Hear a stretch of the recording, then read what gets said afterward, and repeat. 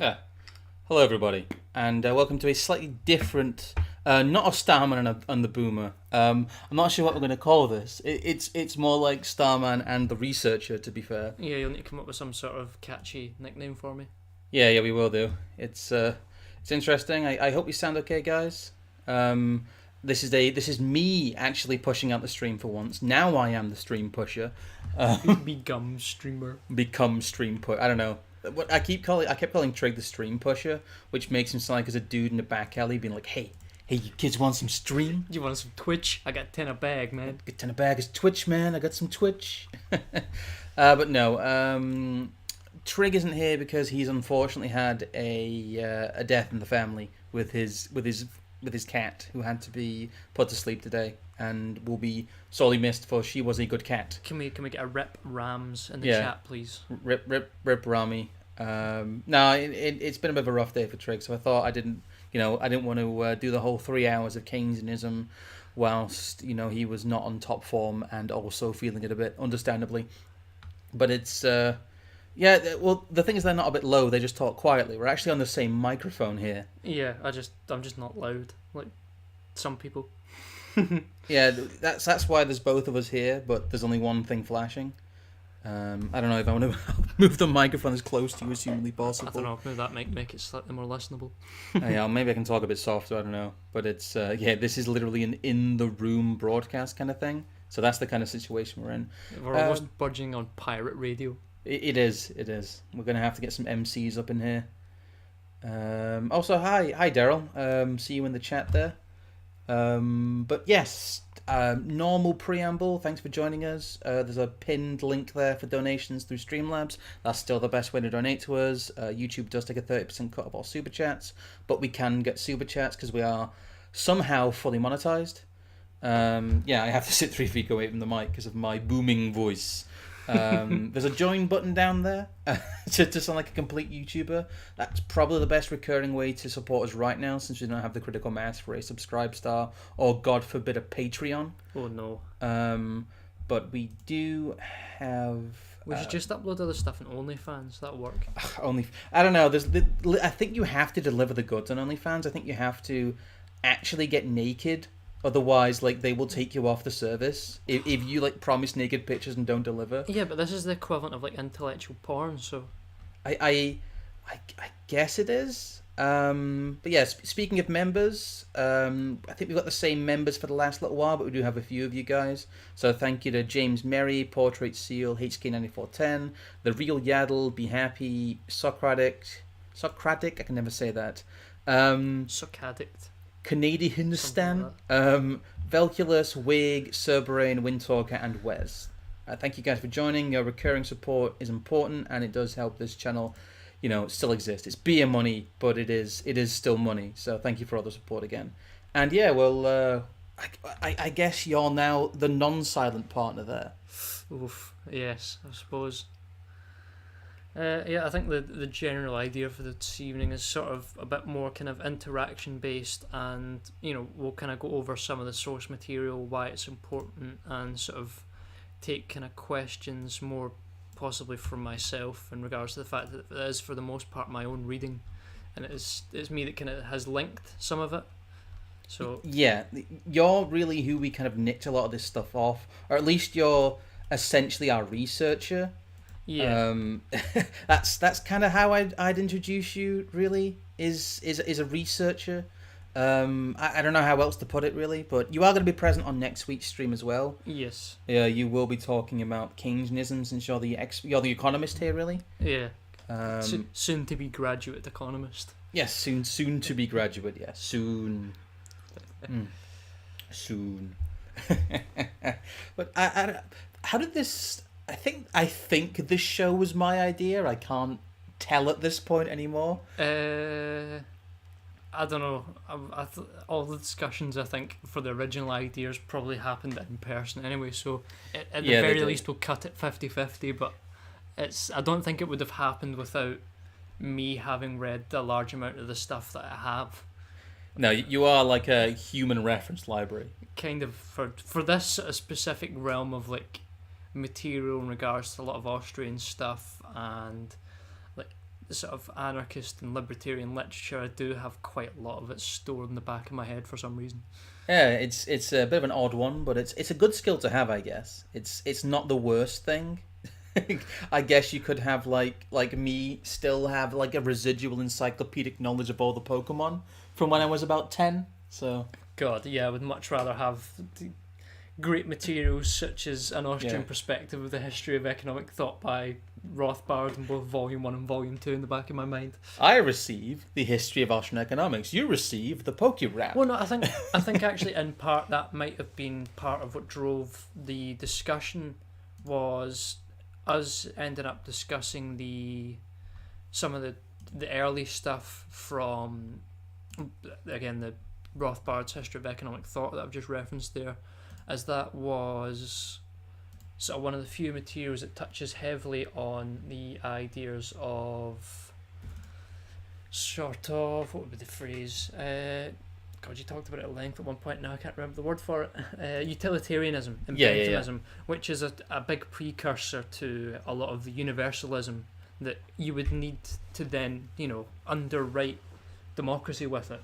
There was no democracy without universalism. That is a good, that's the point, and it's very Leonard Nimoy needs of the many, needs of the few kind of stuff. It's very, very surface level midwit ethics. Yes, but underwritten within that is the justification for basically all sort of statist evil and absolute power in a certain sense, because we are the people who define what is and what isn't good, and ergo, via our hegemony, we shall further consolidate our own power. Yep. Well, like I said, we need to draw a line somewhere. There's so much, like, you could just go back to like when man picks up the stick with the monolith and the bone. Yeah, but sharpens stick 2,000 years panopticon. Why would sharp sticks do this to us? It's just, oh god, yeah. It's people standing on the legged lungfish. You motherfucker, that motherfucker right there. It's the lungfish. Get back in the water. Return to the water, you bastard. Yeah, it's kind of a lighter stream today, I guess. We really want to go over some of like the reading and the source material, since a lot of you have engaged with this quite heavily, but I kind of feel sorry for some people that don't have the reference points, because a lot of this is very heavy reading. Actually, this stems from a conversation I had with Rose of Dawn last night on her stream, where she said she was trying to read Leviathan and its enemies without a lot of the other like informing and underpinning stuff, which is a feat in of itself, even for someone like me who is a magpie of a lot of this reading. Well, I think the fact that you have me to sort of verify each sort of position of understanding of in regards to that stuff, that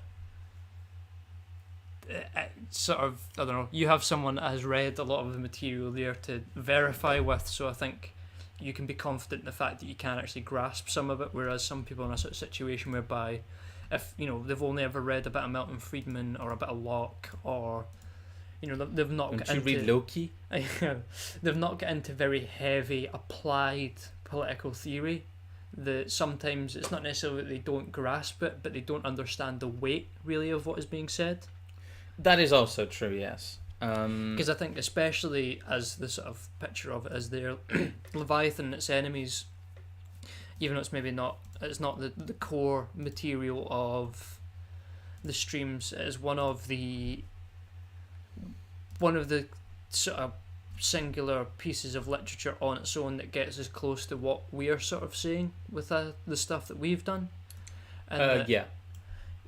I mean, we could get right into sort of what I've been discussing with a few people and trying to come up with in my own sort of form, is essentially a sort of notion of post-marxism, if you will.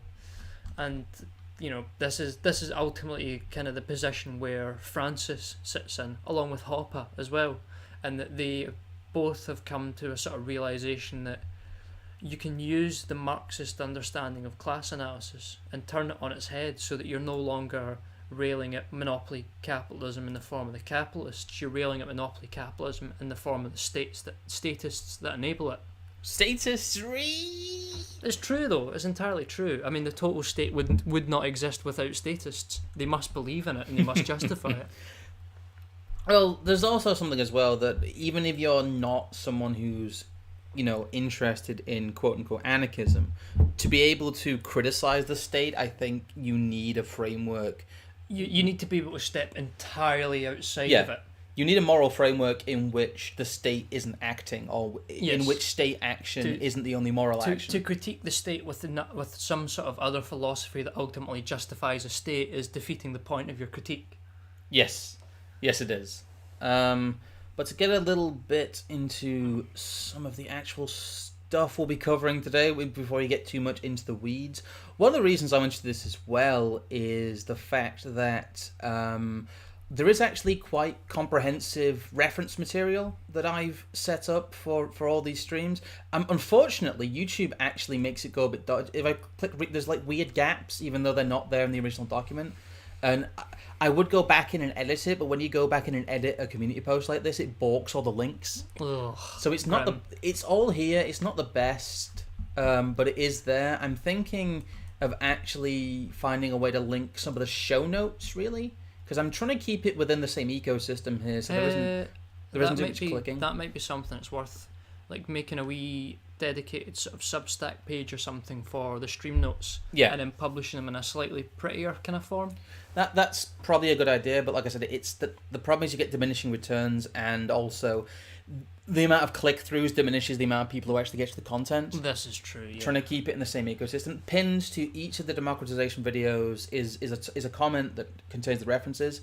I'm trying to make sure I edit it into the description of a lot of them, but the descriptions tend to be a bit busy with all the shilling links, basically, and where you can find those on other platforms, so it might get a bit buried there, so it's in both in quite a few places, and it's also, if you just click on the community tab as well. But those of you who are interested in reading around the subjects and verifying our sources, because I do want you guys to come in, really, and fact check us. That is something that needs to be done. Can there be a state without? Yeah, it's always the roads, isn't it? If there's no state, who's going to vaccinate the roads? Yes. Who will transition the bridges? Yes. There's too many bridges. There must be more tunnels for the sake of diversity. But they are all there in the community tab. But most of what we nick stuff off really is the Mises Institute. Well, it's more the fact that they are based enough to essentially have all the material sourced on there as a sort of bit of an archive. So it's because I mean, I think most of the long form texts we are referencing that are on there are actually written prior to the institution of the Mises Institute. Oh, of course. I think the first volume of Rothbard's History of Economic Thought was written before it. I think the second one might have been written during its creation, but that was also sort of round about the time of Rothbard's death, which is why it sort of finishes just at classical economics, because if I'm right in saying there's a transcript for part of what was supposed to be the third volume out there that exists, that it never really got finished and was meant to lead right up through to Keynesianism and also possibly even an MMT, which is something that might become a bit more sort of useful next week. Yes, I think that would be. From my point of view, I like a lot of these sources, and that they do touch on UK stuff enough for the purposes of the stream.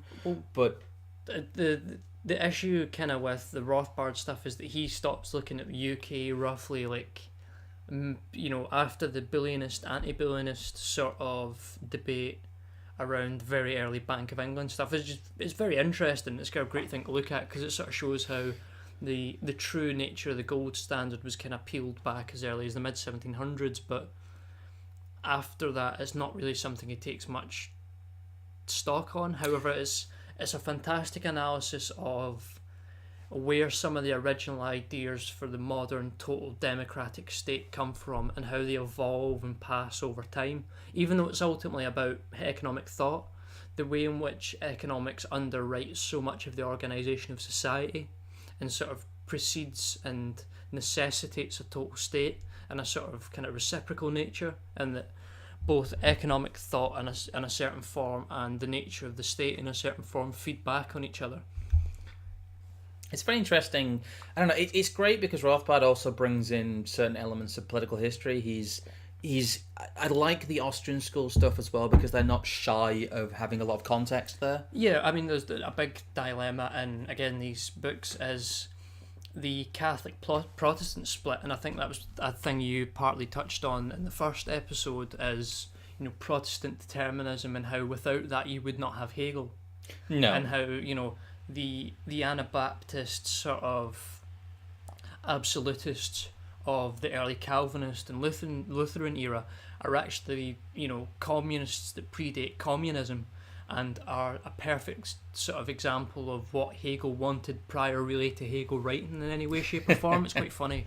It's interesting that like the fertile ground was there really, and all they really did was take advantage of it. Like if you look at someone like Bentham, and what he did, where he basically pretended to be a Protestant for a while, or at least he couched things in their terms, and that's really where you get the worst excesses of, you know, the panopticon we talk about and will be talking about continuously quite heavily, and all those ideas of utilitarianism, and basically him creating what were essentially disciples out of a religious idea he didn't actually believe in.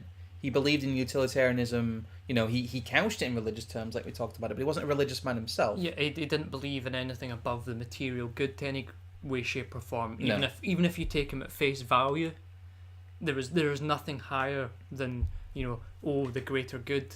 The greater good. The greater good. That's a meme in of itself, but yeah, it's an Austrian perspective and economic thought. It's a big book. It's two big 500-page books. However, it's after I don't know where I would put it really. It's if you're someone who has read something like Human Action or, you know, a decent amount of Rothbard, it's worth having a kind of delve into because there's so much interesting stuff in there. I mean, I'd imagine a few of the people who are watching this are at least aware of Stephen Carson, or Radlib as he goes by. This is a book that he recommended and that I picked up on after that because, quite frankly, his book recommendations are even better than mine, believe it or not. Really? And yeah, I mean, he described it as a book that was like a page turner, and I thought there's no way like 1,000 pages worth of economic thought history could be a page turner. But as you said it yourself, the way he pulls in so much contextual It's very stuff compelling. that you find yourself, oh well, how does this idea follow on, or where does this individual end up, or, you know, what effects happen because of the application of this policy. In contrast to a lot of leftist theory that I've had to read to understand it, and a lot of what I would consider like modern canon of economics and politics, like I know not to ruin the next week's stream, but Keynesianism, the writing about it doesn't make any fucking sense. It's not compelling. Yes, well, that's because it's not supposed to make sense to the normies. It only makes sense to those who are looking to really derive some sort of political change or power ultimately through it. You know, that is part of the thing, again, why Francis is so important in regards to this series, is he says a lot of the same sort of things as other individuals, but because he has underwritten it in this sort of frame of post-Marxism, there is a power analysis underwritten within it, and that each sort of statement he is sort of putting forward is not just that, you know, these people believed in X policy and Y happened. It is these people believed in X policy, Y happened, and this allowed them to further consolidate or become the new emergent sort of elites. You know, it's not just political theory, it's political theory with elite theory underwritten within it. It's, again, a lot of it's very alien to, I don't know, quite a few people. It's not their fault because most people haven't been taught it in any way, shape or form. It's supposed to be alien. It's supposed to obfuscate and really dissuade you from the genuine reality of what's happening in any situation. I mean, as it's something that will be mentioned again next week, but pardon me.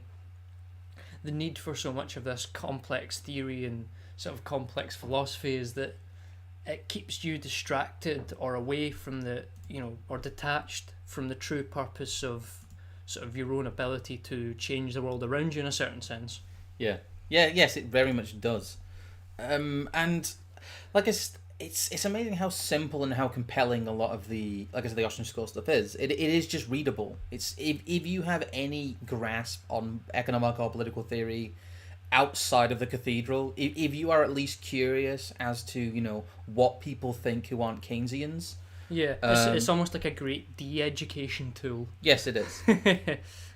It's pretty exceptional. It's deprogramming, really. And that's something I've tried to pitch in another sense to people, that there's a lot of stuff here that, unless you've been paying attention, unless you've directly tried to row back on the myths of history, you know, even if you're someone who has done that actively, you may have missed a lot of this, because there's so much of it is a framework of lies, and it's very, very provably a framework of lies.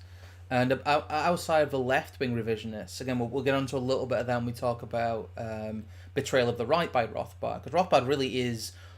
He's a great combination of readable but also extremely up on theory. It's Rothbard and Hopper in some ways as well, but those two really, in my opinion, if you understand a lot of the basics of Austrian economics, those two are the most readable and the most I think maybe it would be briefly worth mentioning for those who are sort of entirely unaware of, what would be the phrase, you know, non-mainstream or heterodox economic thought, that the place to go is one, the Mises Institute, and a book by Henry Hazlitt called Economics in One Lesson, which is a fantastic sort of small treatise that very much plays on the ideas of Bastiat and a number of other sort of proto-Austrian figures whose insights are very eloquently sort of displayed, and not necessarily the fullest form. You would not get the same sort of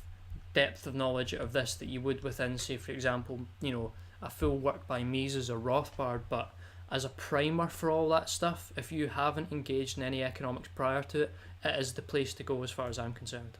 Yeah, there's actually a free copy on, I think it's the Economic Education guys who do it. Yeah. Foundation for Economic Education has a free PDF of Henry Hazlitt's... I mean, if you actually live in America, you can email the Mises Institute, and if you and a number of people are looking to engage in economic sort of learning, they will actually send you copies. I know they were doing this for a while. I don't know if they're doing it anymore, because I'll be honest, I'm someone who... I struggle with PDFs. It kind of needs to be a physical book for me.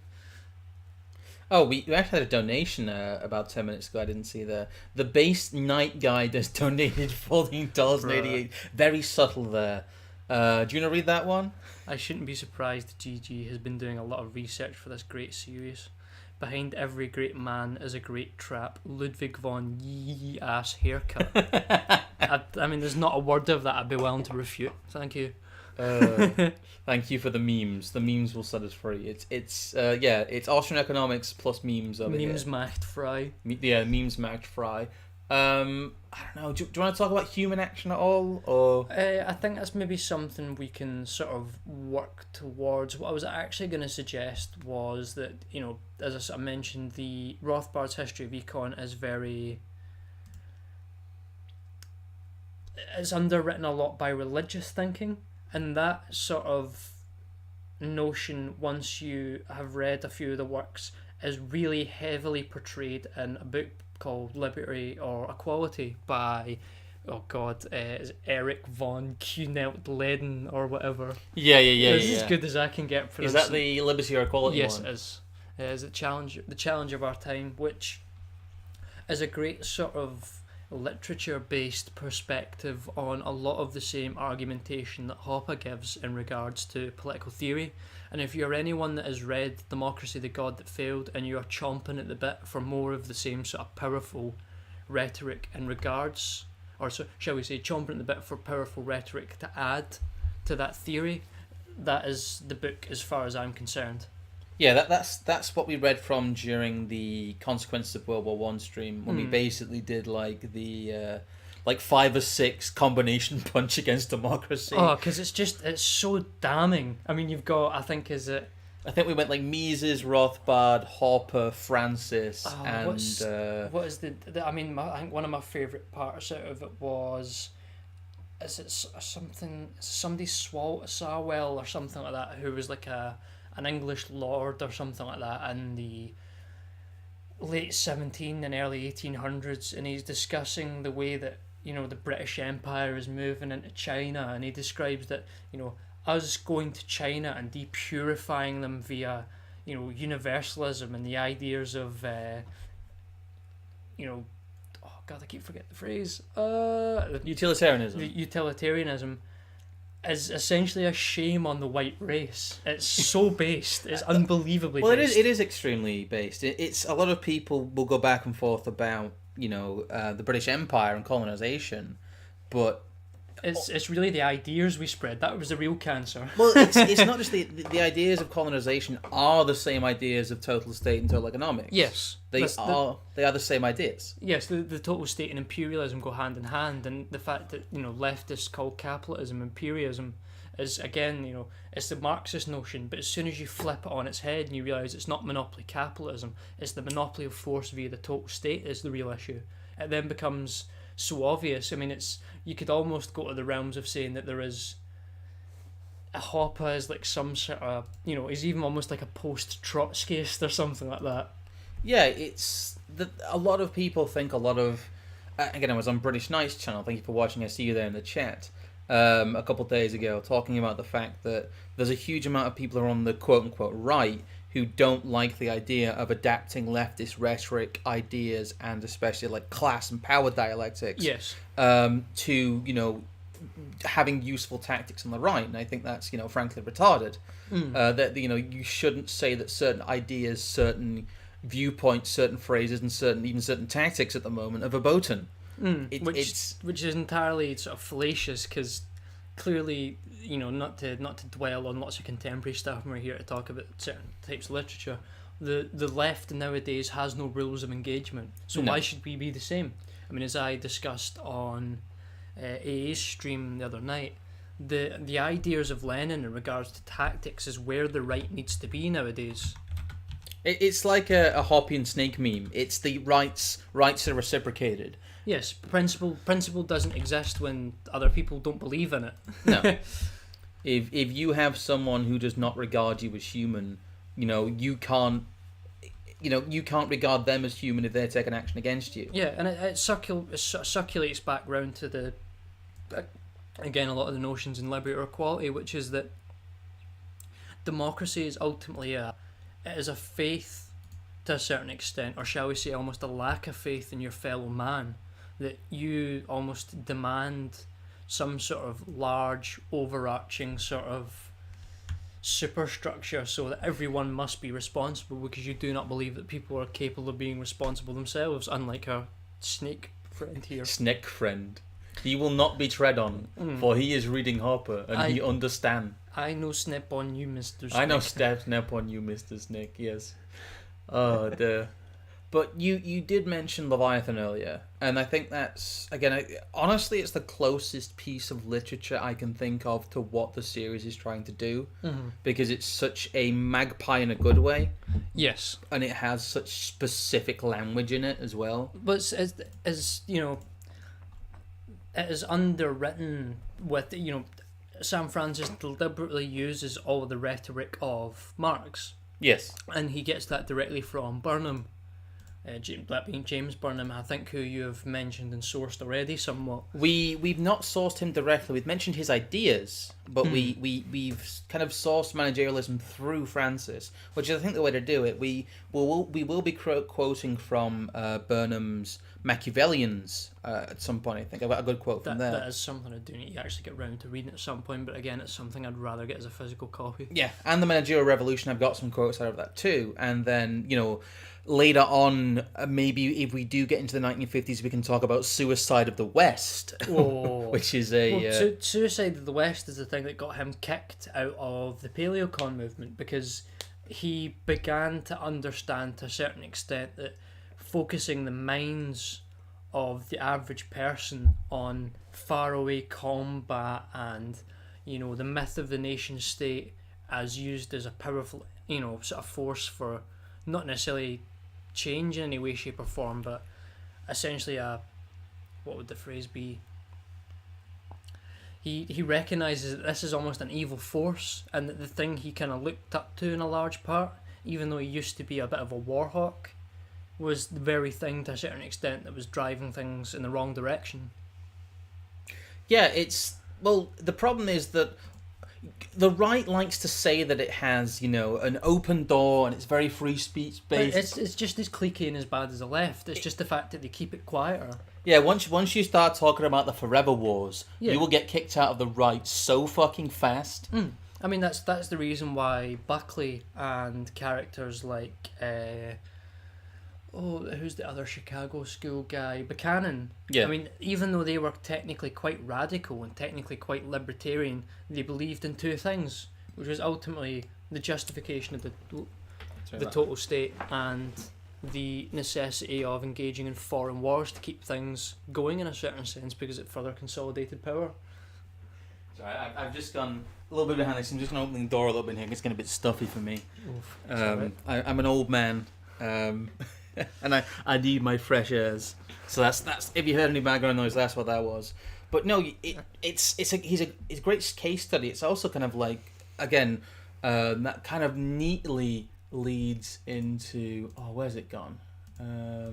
The Betrayal of the American Right, which is one I've read and you actually haven't. Yeah, I haven't got that. Thing is, I want to just address the point that Yiz is making there in the chat. I know exactly who she's talking about, and I do understand the point, but the thing that Francis identifies so well, and that Burnham started to really identify, was that it was never the people, it was always the power structure that you were up against. Yes. You are not up against Bush, you are not up against Cheney, you are not up against Clinton, you're up against the total state. The cathedral as it's referred to in NRX circles. Oh, the Leviathan as it's referred to directly there. Yes. It's there are some free versions of it. You got a physical copy that I have, has been very good in informing this, because the version that's on archive.org here of Leviathan and its enemies is an EPUB rip, and it's not a particularly good one. And it does download as a PDF, but it doesn't have an index, and it also doesn't have the same page numbering as the real version does, so it can be a bitch to get references out of. But luckily we've got a physical copy here we can reference. So yeah, it is a book that you do need to fork out. I think it was £36 or something like that, but it's a very nice, well-bound hardback book. It's the sort of thing that's worth keeping. We have a couple more donations here. Thank you, Skullhammer, for donating. I don't have the Streamlabs widget working. I didn't have time for that. It was being a bit finicky with me, so they're not popping up on screen today, since I'm the stream pusher and not Trig. But I'm still trying to make sure to read them, so there's no default zombie today, I'm afraid. But yeah, says this is for Trig to go towards a pair of new gloves. I'm not sure what that's in reference to. I'm sure it's a reference.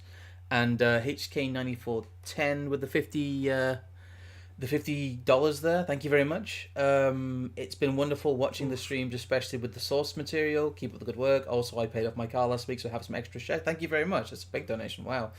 I'll try and make sure some of that makes its way to you as well. Oh, that would be appreciated. Yeah, no longer is my labour being exploited, so I'll continue to be a post-Marxist and not a standard Marxist. No, we do need to get some stuff up there. Every single little hat is a villain. No, I understand you weren't making a sort of specific point, but I do like that little phrase in there, the little hats. The little hats is a good one. So you were about to go on to, is it Rothbard's Betrayal of the Right? Yeah. Is that introduction by Thomas E. Woods? Ooh, it might be worth just reading for that. There is, I think there's like 4 or 5 intros to it, because there's an intro for each edition. Right. Is there, because, you'd be able to tell me, is there a lot of Mencken's stuff referenced in this? I think there's a bit of it referenced. Mencken is, if I'm right in saying, was a journalist about the sort of 20s, 30s, 40s and 50s, and he's someone who probably has a lot of great stuff to say about what we've been doing so far. There's a little bit. There's not. I don't remember there being a huge amount of Mencken. But it's not something I've delved into just yet. But it's one of those people that if you are really in the know in regards to a lot of the Austrian school stuff, because he's referenced in a lot of Mises' work and Hopper's work. The main thing I find in the Betrayal of the American Right, really, there's a lot of very specific stuff that's slightly outdated, honestly, because it was written in 1979. Well, it was written in the 70s and throughout the 70s. Oh, I mean, Burnham's stuff was written from, the 40s, right through the 60s? He has some quite specific stuff about the mood of the nation and Vietnam and stuff like that, which is good. It's a good period. It's a good a kind of window into the period, but some of the best stuff, I think, is about how the American right just morphed into this, closed society of warhawks, like he talks about. Yeah, he basically talks about the formation of the modern neocon movement. I mean, Yes. I think if you were to do the progressive era, then the Betrayal of the American Right is a series of books. It would become so glaringly obvious to you to see all the problems in the modern right. Yeah, it's a great elucidation of that, and he also really brings in the fact that he almost got drawn into the trap of listening to the left revisionists. In fact, he did get drawn in for a It's while. because that was the only people that would agree with him in the Vietnam War stuff, and that's why prior to this, he wrote a series of articles sort of around the phrase, I believe it was A Farewell to the Left, Yes.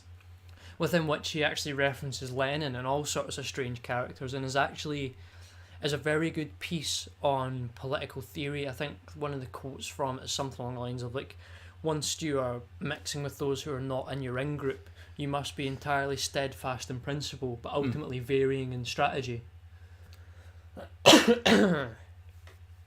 Which is a very good point to make, in that there's a lot of mixed in stuff there as well, about kind of entryism and the fact that the left, eventually gets the fact that the left will enter movements and essentially undermine them. It's funny him talking about Lenin like that, because there's something I want to bring up, not obviously next week is the Keynesianism stuff, but after that we're doing the totalitarian stuff, and it's to do with like, what is it called? It's the way Soviet democracy basically is a way of stopping the endless debates that the left impose on everyone else. Because within their own in-groups, and especially the top level of their circles, they know that you must have absolute dominance of the debate to an extreme degree. Yes, and something like the will of the people, or the consent of the people, or the consent of the governed is like one of the highest sort of echelons of argument that you could make. And I think, I would imagine, in a certain sense, the Betrayal of the American Right in the most sort of short form would essentially be Rothbard saying that sort of principle from Lenin about, staying hard on principles but varying on tactics is the exact opposite of what the modern American right has done. They've entirely varied on principles and stayed stagnant on tactics. Well, it's like I keep talking about during the series so far. We've talked very little about Republican leaders and British Conservative leaders because they're basically empty suits. Yeah, they're inconsequential. Yeah, they are caretakers who let the institutions around them run roughshod whilst they pretend to make reforms. Yeah, they inherit Leviathan from the left and then keep up the illusion that they're going to do something about it, but every time they inherit it, it's like, oh, well, because of the nature of the structure of the beast, we can't really do anything, because even though we have the will of the people, there is X, Y, and Z institutional or, separation of powers sort of forces that stop them. And it's understanding things like the separation of the powers actually being a way to consolidate power, not take power away. There's really the level you've got to get on to really gain the value out of a lot of this writing. Yeah, it's a lot of the quote-unquote limits on democracy and controls on pure populism and controls on, the tyranny of the majority are really there to stop anyone from making any change to the system. Yeah. Through the levers of power, through the democratic levers that are supposed to be there. If what you vote for isn't in agreement with the elites already, it will not be implemented, and it can't be implemented. And what happens is you end up with the process of, every time something that is, voted for and given democratic permission, quote unquote, from the populace that lines up the elites, every time it lines up, it gets implemented, and everything that doesn't line up doesn't get implemented. And that process just continues. And then you get the whole thing of, well, they instituted half of their the popular things they wanted and half of their manifesto, but, we'll try again next time. Give them the next round. And yeah, if you read Progressive Era, then Betrayal of the American Right, and I've not actually read Goodbye to the Left. I thought I had, I haven't. That's quite a short one. I think that's literally just an essay or two. Yes, I've heard of it. I haven't actually read it. That is worth reading, and all of that will really. A lot of people think they can solve this by being a conservative, and we just need to become more paleo-conservative. We just need to reform the entity, which you just cannot do. It is designed to be unreformable. Well, it's a lot of people have become wise to the fact that conservatism is just leftism with a speed limit. Yes, which And is was I think the phrase from Malice, but however, I think he probably gets that from somewhere else. Yeah. There's a bunch of stuff we're not talking about here source wise either that we will be bringing in later. But I don't. How much of Soul have you read? I've listened to a lot of Soul's lectures, and I have gained a lot of knowledge from Soul via second-hand stuff. However, as much as some of it's a good gateway, I would much rather people went the Hazlitt route and then into Rothbard, Mises, and Hopper, because Soul has some great stuff and he has some great rhetoric, and some of his specific things on policy are alright, but I think he ultimately is not something you could take and use as part of a revolutionary framework, which is sort of where this is all going to end up at some point, really, with the stuff that we were discussing, is that hegemony cannot be reformed. No. There is no amount of efficiency you can apply to it, which is ultimately what the Chicago School, which Soul was a part of, wanted to do. They never wanted to, change the nature of the beast. They just wanted to make it more efficient, which to a certain extent is worse. I think he has not in isolation, but I think he has a lot of ideas that are very useful as an on-ramp. Yes, but I would rather people didn't have to unlearn the issues of Soul. I think it's better to come back retrospectively to Soul for some different insights on. Well, stuff. that's what we're kind of doing here, and that's what we're kind of doing with the series. Is I don't want to bring in Soul first because then you have to untangle a lot of the stuff that's kind of wrong with that. Yeah. I want to bring in. I think his best contribution really is the constrained and unconstrained vision stuff and the vision of the anointed stuff. Yes, that is a useful aspect in regards to philosophy. That is a useful insight. Again, that is something that is ultimately expressed in the most sort of guttural form, and possibly something we could go on to discuss about now, which is a lot of Mises' work and Yes. the formulation of praxeology, as he describes it, within human action, which is, as far as I'm concerned, if you want to become someone who is deeply engrossed in Austrian economics, it is the book you must read. Human Action is a very dense tome. I have not read it all myself. I've read sections of it, but it is very good. Well, no, it is possibly one of the most sort of useful political economic sort of treatise that has been written in a very long time. It doesn't slack in a lot of areas, and once you have come to grips with both Hopper and Rothbard, when you go and look back on it, you can see it all within there. I mean, even Hopper's ethics argumentation, which is something that I don't know whether or not anyone that's listening is going to grasp to any great degree. The nature of that is within Mises' writing, and once you grasp what it is, you can read it right out of Mises, and it gives you so much more of it than what you originally got. I mean, it is a book that I would actually consider at some point reading again. A lot of this stuff is just great reference material too. It's all of these have indexes in them, and you can just look up any issue that you want to, if you want to kind of hop around in the books a bit. Yeah, hopper. You want to hop around the books a bit. That's what we've been doing, really, to try and find some good quotes for the stuff that we've been covering. It's what I've done when I've tried to find a lot of the stuff about democracy and quite literally mentioning democratization a couple of times, like Francis does. I think Francis, Hopper, and also Sutton, and also Eric von Ritter Kleineld Leden, or whatever his name is. Yes, hopper around. Space. There's some sort of like space hopper joke there. Like a big inflatable sort of head of Hopper with the two sort of pointy bits on the head. Yeah. It's two bananas. I have this banana. I give you this banana. I am warning you about this banana. I'm telling you to get rid of this banana.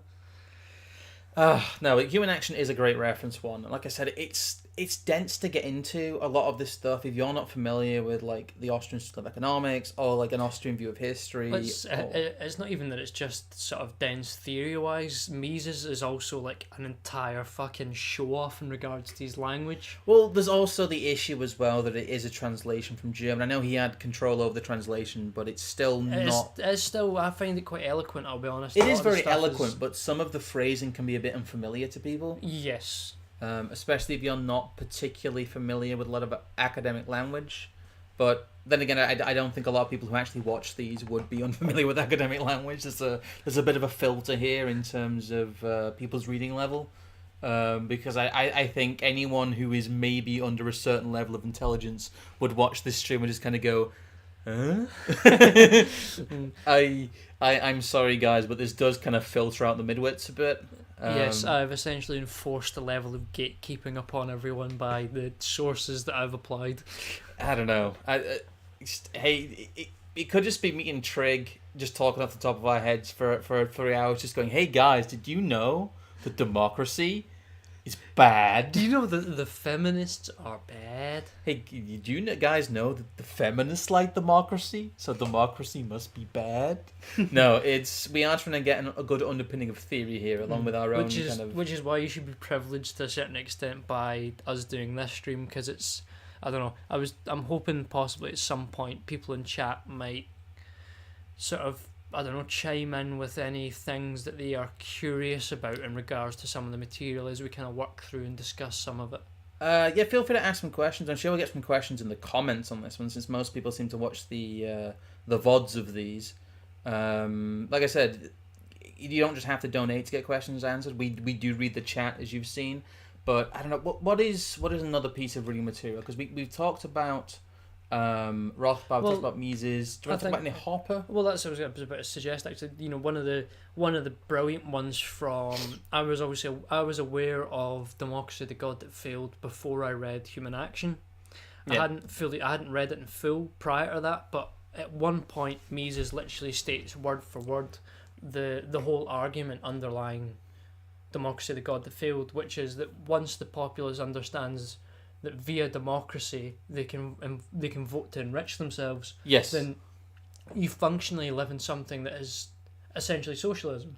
If your property is at the whim of the state, and the whim of the state is either, you know, in theory or not, something that can be decided on by the masses via the tyranny of the majority via democracy, whether it's actually the democratic opinion or not, at the end of the day, your property is being pilfered, and it will be pilfered at whatever rate is required to keep the current elites in power. If you like spicy stuff, Hopper's pretty good, but it's not an issue, but a lot of people just inherently get it, and Hopper's good for those people, but he also builds on a lot of the stuff from Mises and Rothbard. Well, it's not just the... I think that, you know, it's all very well and good to get the general argument of oh yes, people vote to enrich themselves and you essentially live in socialism.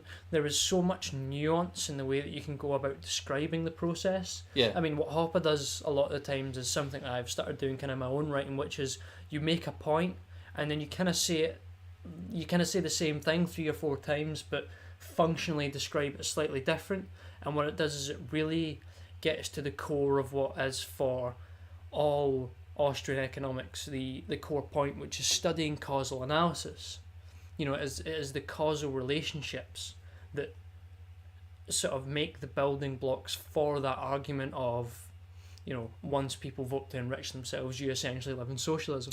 Well, the best thing about this is that all of this stuff interlocks extremely well. Yeah. It hangs together extremely well. It's all predicated upon praxeology and systems of logic, and there is no need in a certain sense for you to have a theoretical position on your way in. Yeah. Whereas if you were to read a lot of literature based around Marxism, you would have to understand Marx. Not even just that. A lot of literature surrounding Marxism or supposed bastions of the modern left, a lot of it is... It's not got an internal logic to it.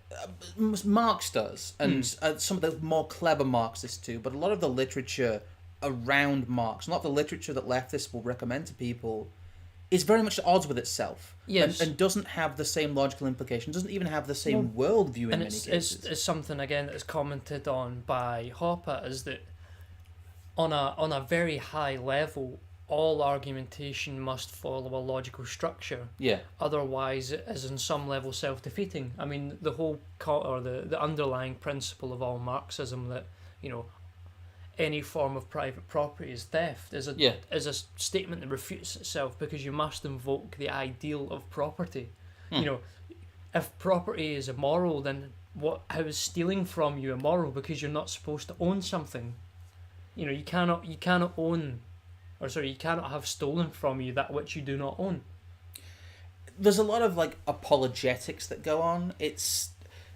You get a lot of people who try and go into like the social democrat framework, but try and squish Marxism into that, and Marxism just doesn't fit. Well, because Marxism is a predecessor of that stuff. Yeah. I mean, you being a social democrat is you essentially admitting defeat to the hegemony that exists nowadays. I mean, the thing I have started to grasp from a lot of Hoppe's work and a lot of stuff that I can sort of synthesize along with it is that by the nature of both Marxism and Leninism, you live in a state whereby your property rights are not absolute. And due to the nature of democracy, all political strategies in some way, shape or form must be collectivist, and that the most pure form of collectivism in a strategical sense is Leninism. Yes. You know, to a certain extent you have to let those things sort of inform your political thought nowadays. And when you realise these and look backwards through figures like FDR and even Hitler to some extent, you begin to realise that those figures were all in a certain sense like radical centrists. All they did was take radical sort of energy that had a Leninist style Bolshevik rhetoric to it that was absolutist, and that created the illusion of a consensus. And then they squeezed all these different consensuses together so that they could consolidate it under themselves and they could be the boot. A lot of it is just justification, especially when you try and... There is a pure quote-unquote Marxist framework that could hang together, but people don't use it because it falls apart.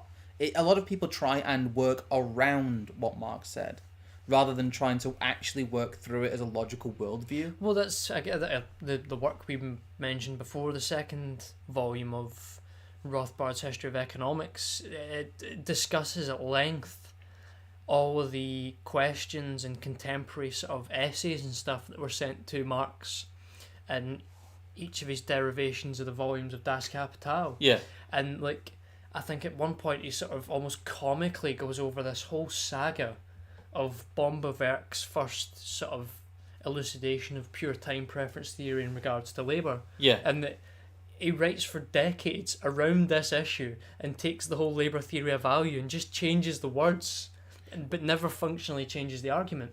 The thing that appeals to me most on a philosophical level with kind of Mises, Rothbard, Hoppe and all those people is that it is an ethical framework and a framework for human interaction that is not predicated on coercion. No, well, that's the whole underwriting of economics in regards to the Austrian school, is that if any economic interaction that you stipulate must be preceded by some form of coercion or some form of force, then you are no longer really engaging at all in economics. Well, it's the idea of, I don't know how you can see someone as dangerous when their worldview is, I want to be left alone and I believe you should be left alone. Because that ultimately is a sort of attack against people's structure of support and safety. It is. Well, to them it is, yeah, because they become kind of clients of the system. They become Agent Smith, as you like to say, and that's true. But that is an admission, really, that their framework is predicated on, to use Marxist terms, exploiting your labour. Yeah, it's quite funny. You can really phrase it in those kind of class dialectics and say, well, okay, in this framework, you are the employer, you are the bourgeois, and I am the proletariat. Yeah, I mean, politicians and those that work for, public infrastructure, they ultimately extract the value from our time and our energy. Yes. We would be doing, things other than what we are forced to do via those mechanisms. And that, again, that it could all be seen as a form of Marxism flipped on its head, and it becomes so obvious to me through that. Here's a book you're currently reading, to go into more Hoppe, The Great Fiction. Yeah. You're about halfway through it, 3/4 maybe? Maybe 2/3 at most. Yeah. It's quite a dense work. It's one that I wouldn't really recommend unless you are really sort of especially in the latter half, familiar with the very sort of intricacies of the Austrian method. I mean, the section in the middle of, in regards to methodology and epistemological stuff to do with certainty and uncertainty and approaching, I think, what is it he refers to as hermeneutics, which is like a version of the Austrian school whereby they suggest that there is no available version of certainty and all this kind of stuff, is even to a certain extent kind of above my level and something that I might need to go back through to really grasp a lot of the insights out of. But it is a very good work, and it is a sort of great thing that the Mises Institute has made available what is a book that used to be hundreds and hundreds of pounds and only available on very esoteric sites. Yes, that's one of the main reasons we use the Mises Institute so much for these streams, is because, ironically, they're much better than the Marxists at disseminating useful sources without cost. Yeah. It's quite funny. No, there is a great irony to it in regards to the fact that via Austrian economics and the insights of psychic profit, one is so much greater at charity as a capitalist than they are as a socialist. Yes, it is. It's they are much more efficient at actually disseminating what they really believe. Because I would say if there's one other thing than the stream that you should consider throwing your money at, it is the Mises Institute. I mean, I say this with no hint of irony, but as long as the Mises Institute exists, there is still hope, as far as I'm concerned. It's something I've actually encountered repeatedly without, like, way before any of this. I'd often kind of just come across their articles when I was searching for a certain subject. There's certain combinations of very anti-establishment keywords that will bring you a page of Mises Institute stuff and nothing else. Because it's almost like, to a certain extent, I used to, when I was doing all my economics work for uni, I would just look up whatever subject I was doing. Yeah. Even if like it was the Mises dudes, as I like to refer to them, were giving, a very plain description of like the public goods theory, I would use their version of it, because underwritten within it would be some sort of cheeky wee point about like, X, Y, or Z doesn't really work, and I would slide that under the door, kind of. There is a great article by Rothbard on property rights and pollution, which, if anyone ever brings up environmentalism stuff to you, is a place to go and send them. And I used that to get an A on an essay within which I literally argued that the roads should be privatised to save the environment. It's quite funny how you can, again, twist a lot of rhetoric. There's a lot of political thinking, especially in the mainstream, that you don't even have to go in and debunk the Marxist theory. There's so much surface level stuff that people believe can just be like you've talked about with me in private, just asking people, why do you believe that? Well, see, that's the deeper question than why do you think that? Because why do you believe that is a presumption that, well, not a presumption, but you are guiding them into the fact that what they are doing is not engaging in political thought. They are having faith in something, because ultimately they have faith in nothing else. They do not have faith in their fellow man, so they must have faith in the structure. Yes, that they must. They must, kind of.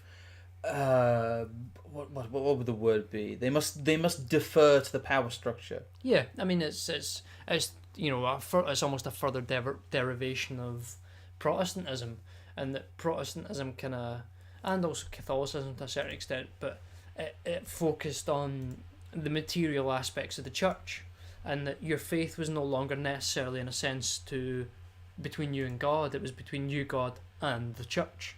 Yes. And that's almost like the perfect predecessor to faith being between you, the state, and God.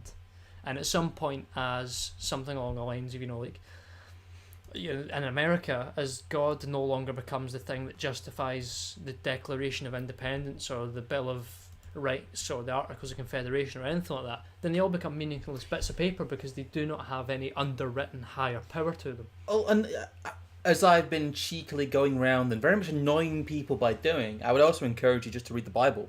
Yeah.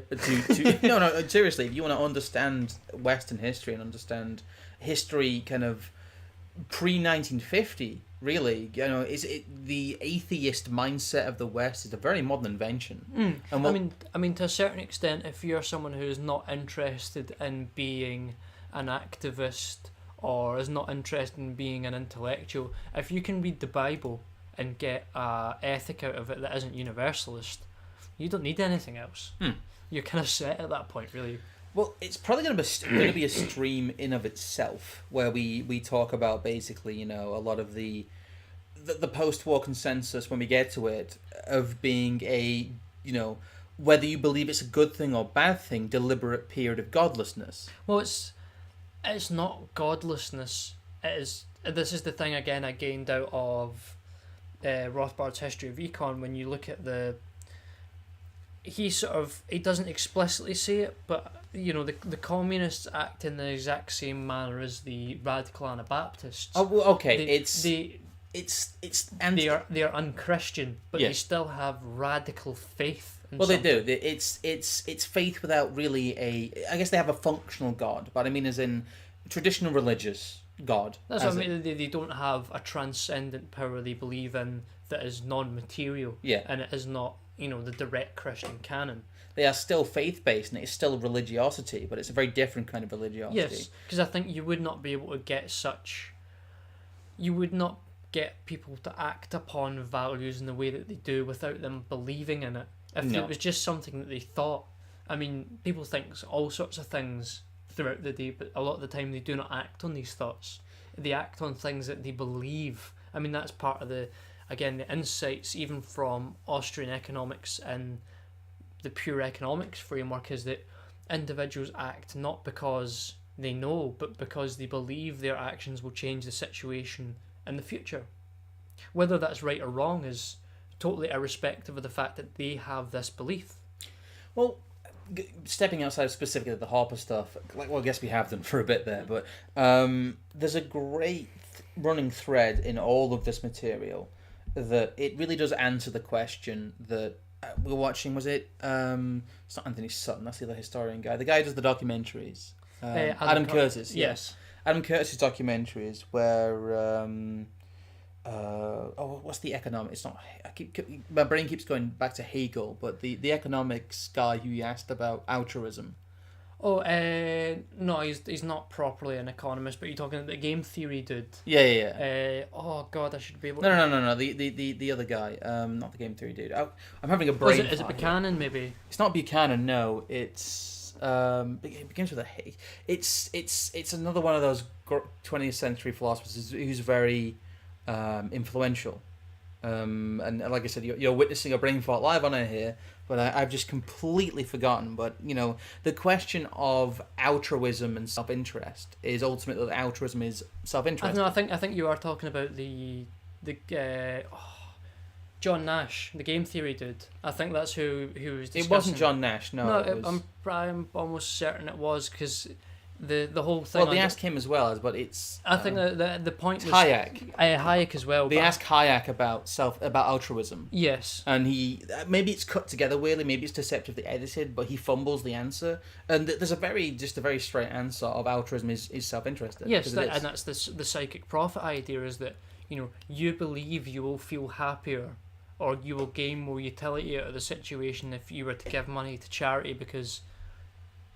For whatever reason you believe that to be better than not, and to a certain extent for you to engage in economic analysis in regards to that you don't need to really delve any deeper.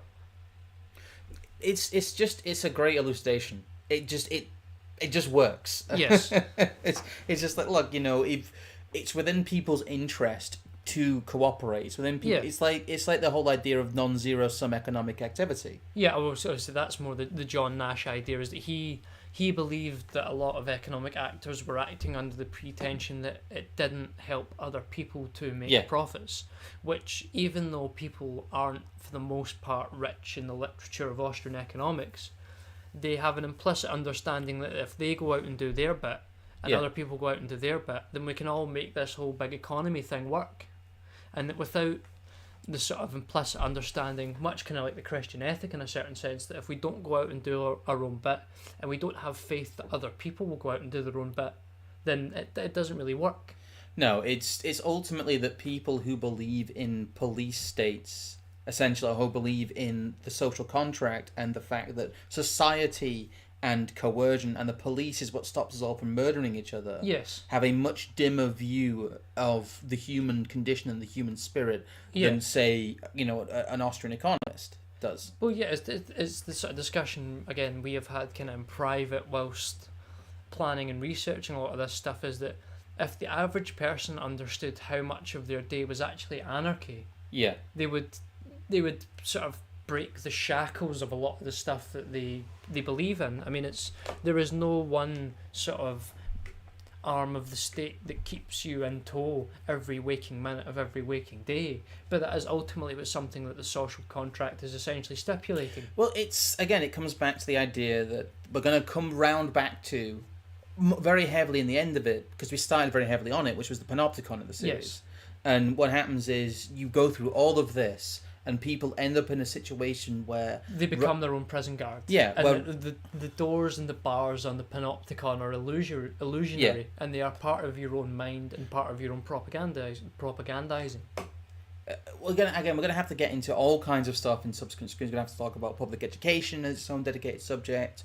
We're gonna have to get into a lot of stuff as well that's more esoteric. I'm hoping at some point to talk about the man's environment and a lot of the man and the stars and a lot of the history stuff as well. Yes, the age of history and the lie of history. We're going to get some people Santos Bonacci pilled. So we've been talking about the fact that most of humanity's earliest stories were about the movement of the stars and things like that, which is true.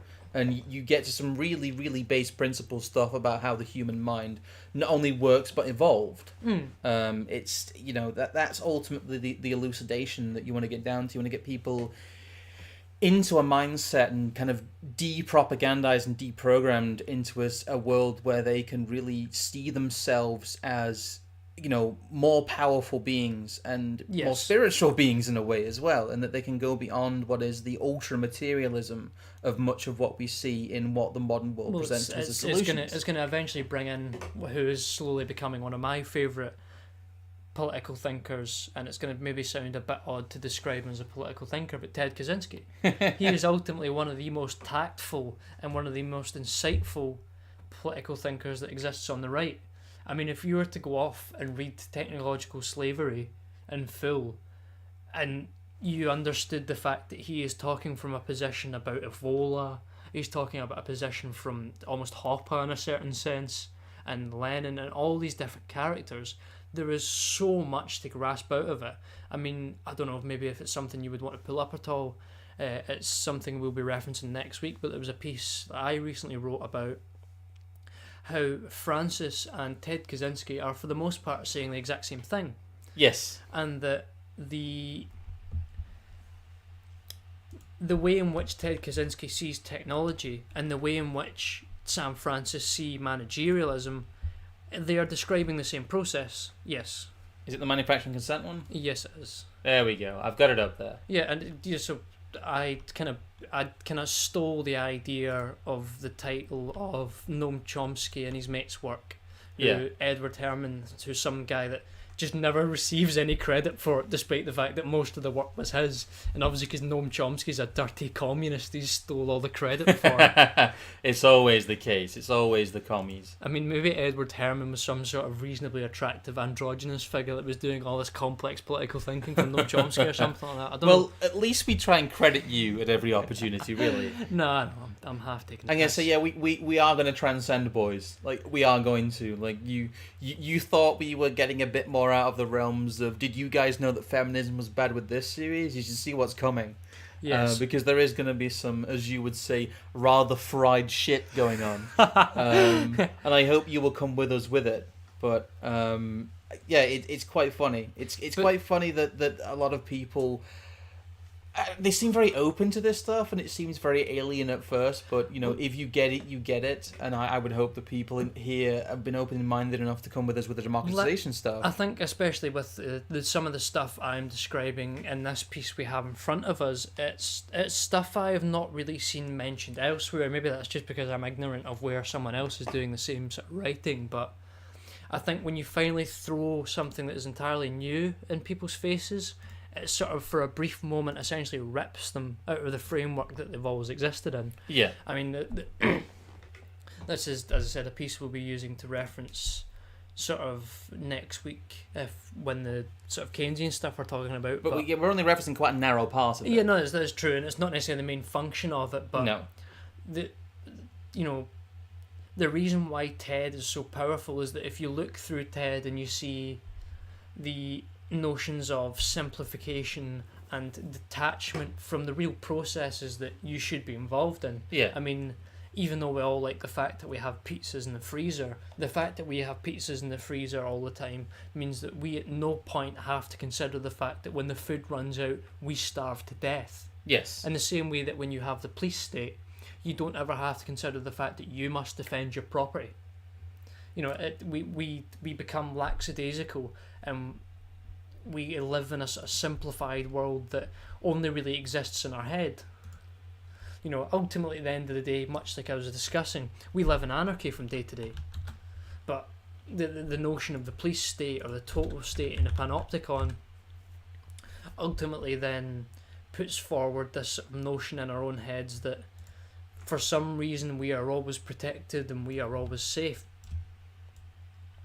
Is it technological slavery, the one that you've got? Yeah, technological slavery is the one I've read most recently. There is other stuff that I would like to get into, but it's the one I would recommend as the most summarised sort of piece of Ted Kaczynski's work, because within that you have a revised form of industrial society and its future, which is the original manifesto. Yeah.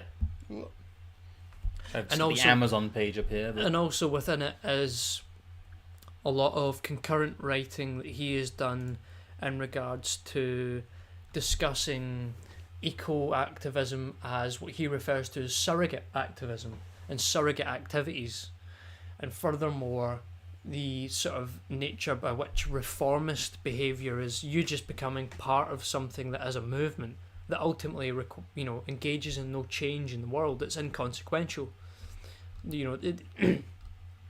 Technology, both in a physical and a mental sense, removes you from the processes that would actually allow you to engage in consequential changes in the real world. Yes, they do. There's been a couple of questions in the chat about, what our actual viewpoints are, and, a lot of people seem very confused by the fact that we don't have at least I don't have a very hard stance ideologically, which I think is deliberate. I think that's because also to a certain extent with me introducing you to a lot of this stuff, it's made you sort of not necessarily reconsider, but possibly think more deeply about if you were to place yourself somewhere, where would that place be? Well, there's someone who was asking, sorry, I missed it, I can't seem to find it here, asking whether we were like high trust societyists or, full on ANCAPs. I know you are. Well, I think the point would more be that I am someone who describes myself as philosophically an ANCAP, and that is an ideal that if it was achievable I would like to move towards, but it is something that I see as, it is the measuring stick by which I put all other philosophies or ideologies up against. However, I am cognizant of the fact that as soon as you get into the realms of politics, all of the ideals and the philosophy of that not necessarily become useless, but that they do not inform how to win in politics. That's where the Lenin, and that's where, maybe even getting into the regards of why Pol Pot didn't like university lecturers is something that you should really have a consideration about. Well, what I would say is as well that a lot of this stuff we're presenting, I would really like people to come to their own conclusions on. Oh, no, entirely. That's the biggest thing, is that most of this thinking is ultimately non-hegemonic. As long as you understand a lot of the base principles on it, what you believe personally and what you get out of it personally within the framework of individualism and minimizing the impacts and control of the state, it doesn't act. This is one of the only worldviews that does not require hegemony. Well, it's anti-positivist. Yes, it is. It stands on its own merits, and it doesn't require a circular relationship with empirical basis or a utilitarian basis that ultimately requires some physiocratic understanding of man as, the Hobbesian nature or the Marxian nature and all this kind of guff, essentially. Yeah. It's not a question of what we want you to believe. It's a question of we want to show you how to arrive at a conclusion that isn't based around propaganda, that isn't based around the coercion of your fellow man. I think there is also, though, that we have also used some sources, and maybe this is another thing we can kind of move into, like Anthony C. Sutton's work. Yes. Within wonderful. which you begin to understand the power sort of figures and the power structure that you're ultimately up against, and it is to a certain extent is phrased by a number of interesting characters as the international financiers.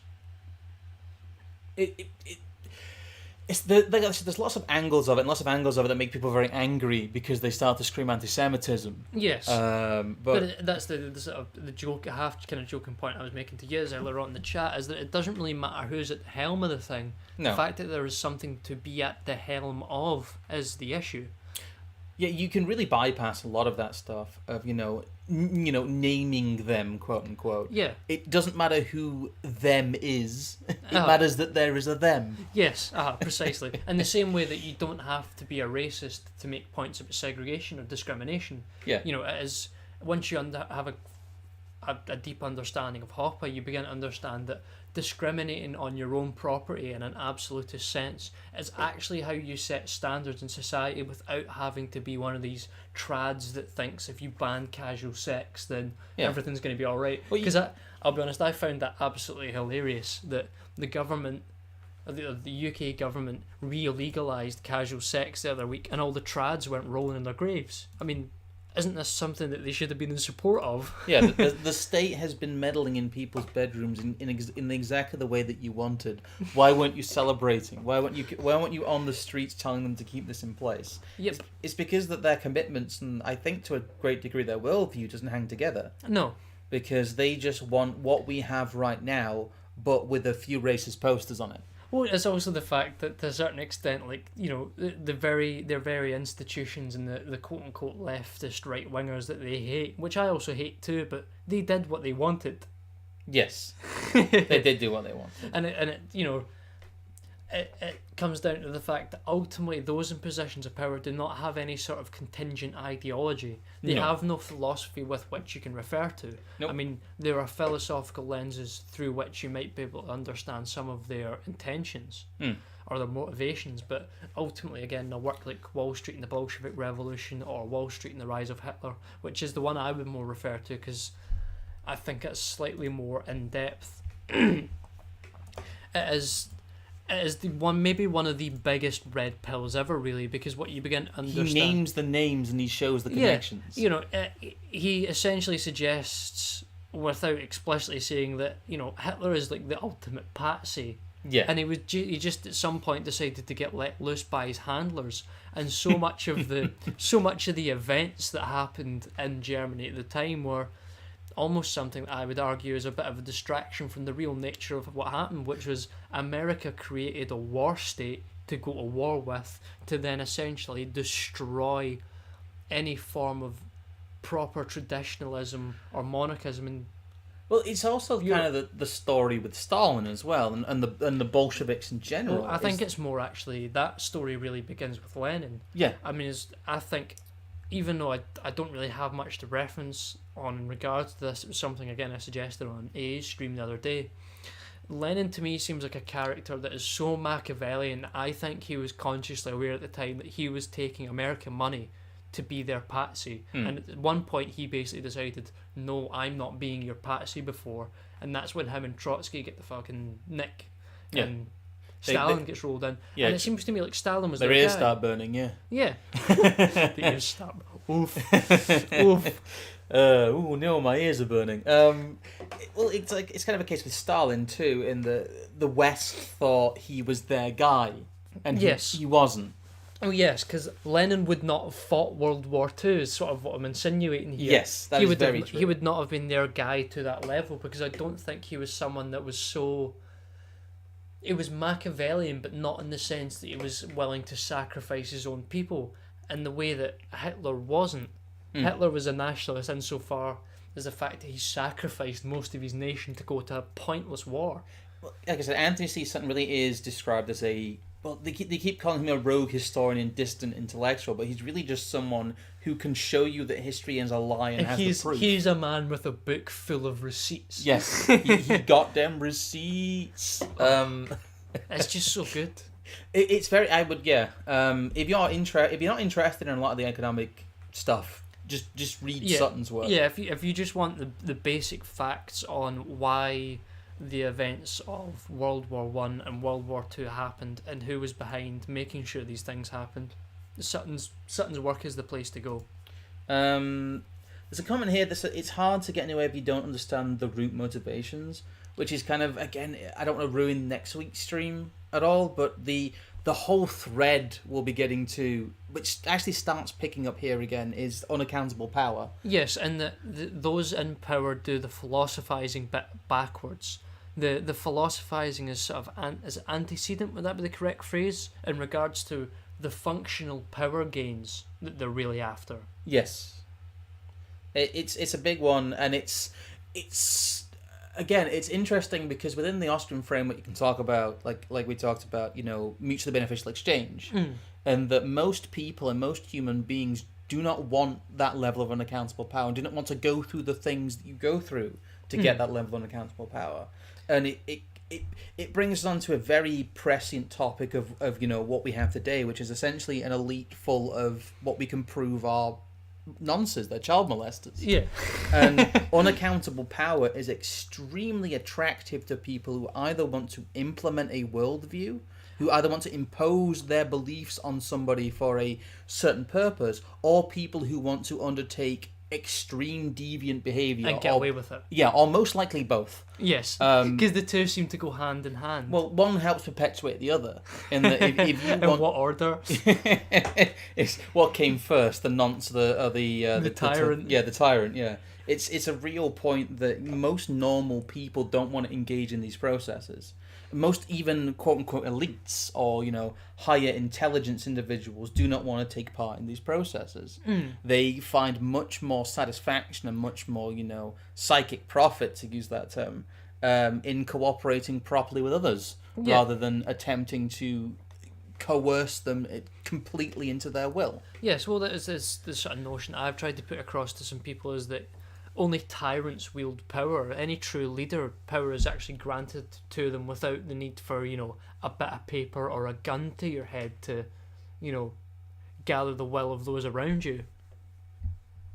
It's a very, very good point. I don't know. I'm trying to think of anything else we need to mention with Sutton at all. He has a good book on FDR as well. That's his third one. Well, again, that gets into the realms of, I don't know in Bolsheviks, but I know towards the end of Wall Street and the Rise of Hitler, he essentially puts forward his own sort of worldview in a very small way. I don't know if you've read that section or not yet. No. But he essentially posits, an anti-total state sort of position, because he understands not through a large amount of libertarian theory, but through this, these receipts and these functional relationships that he studied, that he's looked at history and figured it out. Yes. And what you see with Mises and Rothbard, they look at economics and figure it out. Yes. It's ultimately, if you look at power dynamics for long enough, the true nature of human interaction speaks through you back, speaks back through sort of into it. Maybe I've not worded that the best way, but I think the general sort of idea is kind of there that you only have to look at the logic of how humans interact for so long before you begin to understand. If you tell someone that they have ultimate power but no responsibility in regards to making sure they use that power in any sensible form, they will abuse it. It's the Lord Acton quote. Power corrupts, and ultimate power, absolute power corrupts absolutely. Well, it's a bit of not a spoiler for the series really, but that's why we do the whole kind of like raw power analysis at the end of each episode. Yes. That's why that is the summing up. You look at who functionally gains power and authority, and spoiler alert, every single time the state expands, the state expands. And, you can argue, till the cows come home about the validity of the power of the state, and people who believe in the social contract, they have to admit that they believe in coercion, but, at least they'd be willing to admit that sometimes. But if you have an ever-expanding state, inevitably, where does that lead? It leads to, furthering totalitarianism. It seems that it's like what I talked about last time with people being leftists to a certain degree, in that their line is just different, and that the thing that makes them short circuit is different. They have a different pet issue. But it seems when it comes to the state and totalitarianism, people just quibble about where the line is rather than seeing the process. They say, well, this isn't totalitarianism, but this is. But eventually, if you go through this process enough and you get enough of these almost like Hegelian iterations towards quote-unquote perfect civilization, you end up with a totalitarian state, because the state gets bigger, it never gets smaller through any of this. So on a long enough timeline, as long as you believe in the absolute state, you are a Hegelian. Yes. I mean, there's maybe a whole thing worth discussing in and of itself at some point, which would be like Hegelian conservatism. It really is a point that you can't, if you believe in the march of history and you believe in the ever iteration upwards, if you functionally believe that's the way history takes shape and has taken shape for the past 100 years, you must be someone who believes in slavery of the human mind. Well, yeah, again, it gets back to the sort of nature that so many people need to be sort of uneducated. I mean, not to name an individual who may or may not be unnamed, but part of the reason you sort of kind of fell out with Dev to a certain extent, and then Dev further kind of decided to go on a whole fucking drama-based tirade, was that he ultimately was unwilling to uneducate himself in regards to a lot of the things that underpin his worldview. And whenever those things were brought up or attempted to be addressed, he defaulted back to a position that essentially, he wouldn't even bother to fully elucidate the position of why the social contract was legitimate. The thing is, social contract theory, people don't like talking about it because it's so retarded. Yeah, like magic piece of paper says you can't shoot me. This is a no dying zone. Magic paper is the same thing as magic soil. Yes. It's very much the same logic. If you don't... Popperianisms be like... Yeah, it is. It's magic paper, magic soil, and magic paper you put in a box. Yep. It's the divination box whereby nothing changes every 4 or 5 years. It's a whole host of magical thinking in which you believe that through the kind of legal fictions of the state, that inanimate objects and acts of essentially ritual are imbued with these magical transcendent powers to change the world. It gets into some of the ideas that, the sharp end of Hopper, which is essentially describing democracy and the modern state as a mind virus. The government does not exist. There is merely a building with some people in it, and your unadulterated faith in it is the only thing that keeps it functioning. Yeah, it is a fiction. Much like a lot of the stuff we'll talk about here, like fiat currency. Yes. Much like, well, economics is the same sort of thing, but the faith in economics is, again, it's the faith in the fellow man. It's not the faith in some material institution that is going to impose good upon the world. Well, it's the big thing as well. The state inserts itself as a guarantor against your lack of faith in your fellow human beings. Yes. That's what it's predicated on. It's predicated on the fact that you want an entity with the ultimate big stick so they can beat up your neighbour. That's the impulse there. Uh-huh. The impulse is that, essentially you're a toady who hides behind a bigger person to beat up people you don't like. Yep. That's functionally how it happens. It's the ultimate sort of weak bully. Well, again, I'm probably going to repeat myself a few times as we go through this series, as we get towards the end point of really us just making the judgment that democracy not only doesn't work, but is in of itself a ludicrous concept in a mass sense. As we referenced the piece I wrote before, it is a mental technology that keeps you subservient to the power structure by putting you under the illusion that you can somehow influence it. Well, a lot of people would spaz out if I said this to them, but you can laugh at people and say, look, you believe that putting a piece of paper in a box changes the world. Yeah. That is the physical process you go through. And there's the insidious process there where these people not only believe that, but they also believe that when the system functionally goes wrong and other people are hurt, that is somehow their fault. Yeah, you put a mark on a box and you literally believe that changes the world. Yes, and you assume the responsibility for when that Yeah, change goes and wrong. you believe that you are responsible for that change. It's a mind virus. It is. It's the false response. It's the superstition you imbue in rats by feeding them at random times. Yeah, or is it maybe an inverse Munchausen by proxy? I guess it's almost like the hot hand fallacy as well. Yes, it's so much of, playing on, even though it's not something I'm a big fan of, playing on sort of heuristic simplicities within our own minds. There is a natural sort of avenue within which people will work towards things that they think are quote unquote easier. I mean, I think if we were to... What's the other one you wrote? The other thing I did was on... Oh, the cryptocurrency one, yeah. Which is a whole thing about surrogate activism. However, I was going to say, if we scroll actually through this a little bit towards near the bottom, there's probably going to be some things we could maybe just directly sort of read off to a certain extent about, like, if we were to go maybe up a little bit, just to the top of that paragraph, I think. Yes. This massive paragraph here. Sorry, I can't write in short form. It's not my problem. But, as I sort of... I am a bit zoomed in here too, for the benefit of the children at home.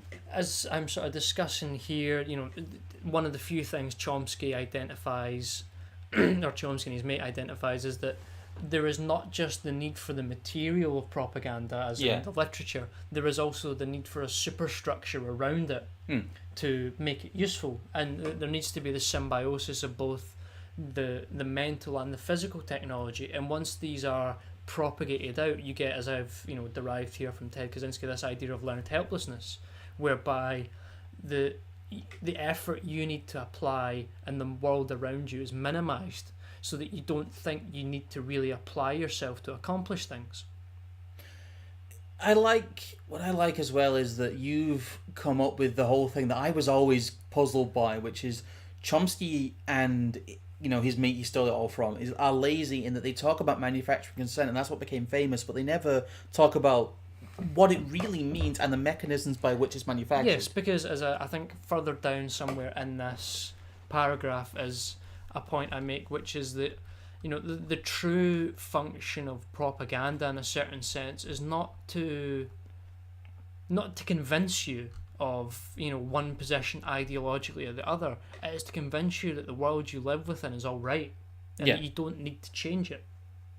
It's to convince you in the acceptance of the hegemony, and that ultimately this stuff needs to come from the hegemony to be valuable. That's to a certain extent why, even again within TED, he discusses not necessarily the futile nature of it, but to some extent it could be suggested that counter propaganda is great and all, but ultimately it never hits the same way because it does not come from the place that propaganda typically comes from. No. Just before, I don't know. There is the word democratization. Yeah.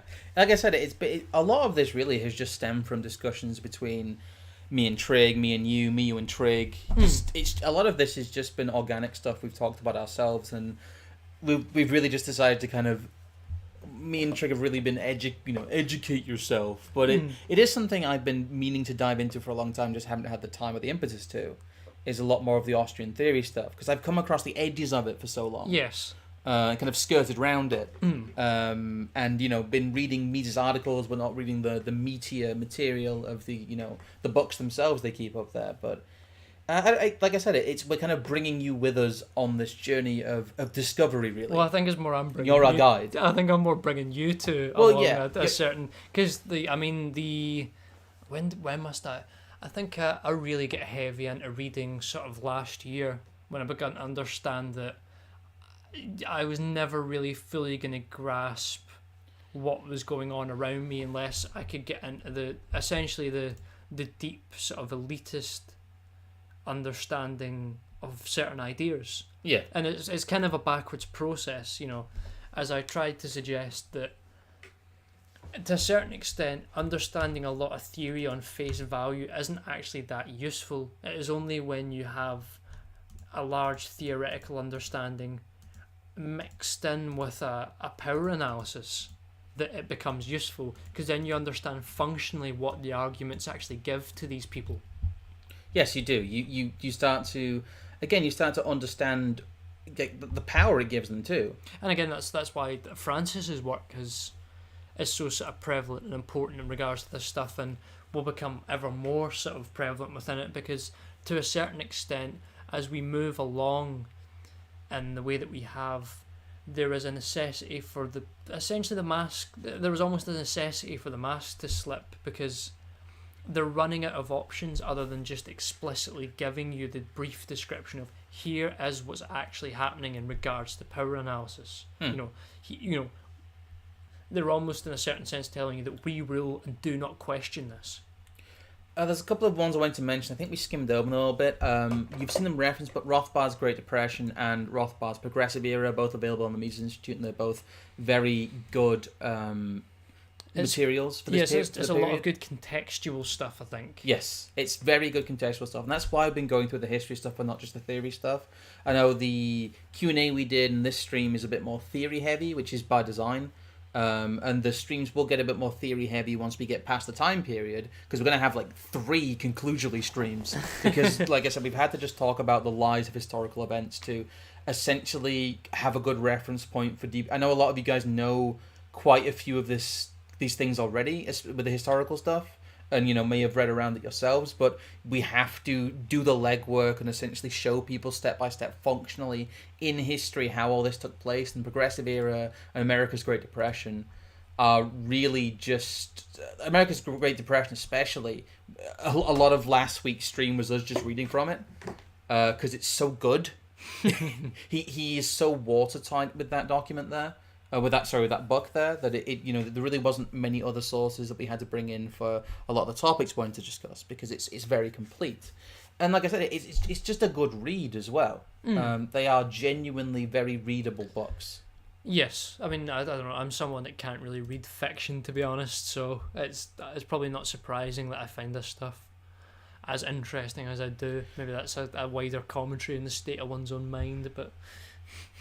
So as we get more towards kind of a conclusory point here, I don't know how much more stuff you want to bring up. I'm not really sure. I was just wondering actually if anyone, I don't know, was sort of specifically kind of maybe take questions for a little bit if there's anything anyone wants cleared up. If you guys have, I know the chat's a teeny bit slow at the moment. If you guys want to donate as well, I will shill again. There's a donation link pinned in the chat and in the description there. My Discord's there as well, and so is your Twitter. I've linked your Twitter down below. I've already put it in the description. I've not been lax. I will shill minds.com again. It's slowed down a little bit, as a lot of alt social media tends to, but it is still one of the best places to go. It is, basically the place you can reach me. Here's me shilling our stuff out there, but I don't know. Yiz has picked up on some form of Hegelianism there, that we need governance until there is a breakthrough of evolution. I don't know about that one. It depends what you need to define. We can have a whole discussion about what can be defined as governance. I mean, there will always be power dynamics, but there is no need always for the absolute state. That's one thing I would suggest entirely, in that ultimately you suggesting that there must be the state is you giving the Marxists and the Hobbesians and the Hegelians all the power to do whatever they want, because there is no mediation of the total state. Government is not replaced by something better, which is why I like ANCAP stuff. Yeah, the thing is, a lot of the stuff that people hang on to as functions of the state is arbitrary, in that, if we lived in a world where all cars were manufactured by the state and given to individuals like a Soviet nation, we'd go, how will cars are unfeasible to manufacture in the private sector. How will these things exist without the state? Oh, no, it turns out I was reading that wrong to a certain extent. Fair enough. I think you didn't read the whole comment. I think they're getting you're getting dunked on. Getting dunked on by the chat. Dunked on by chat. This is not good. Oh dear, that's quite funny.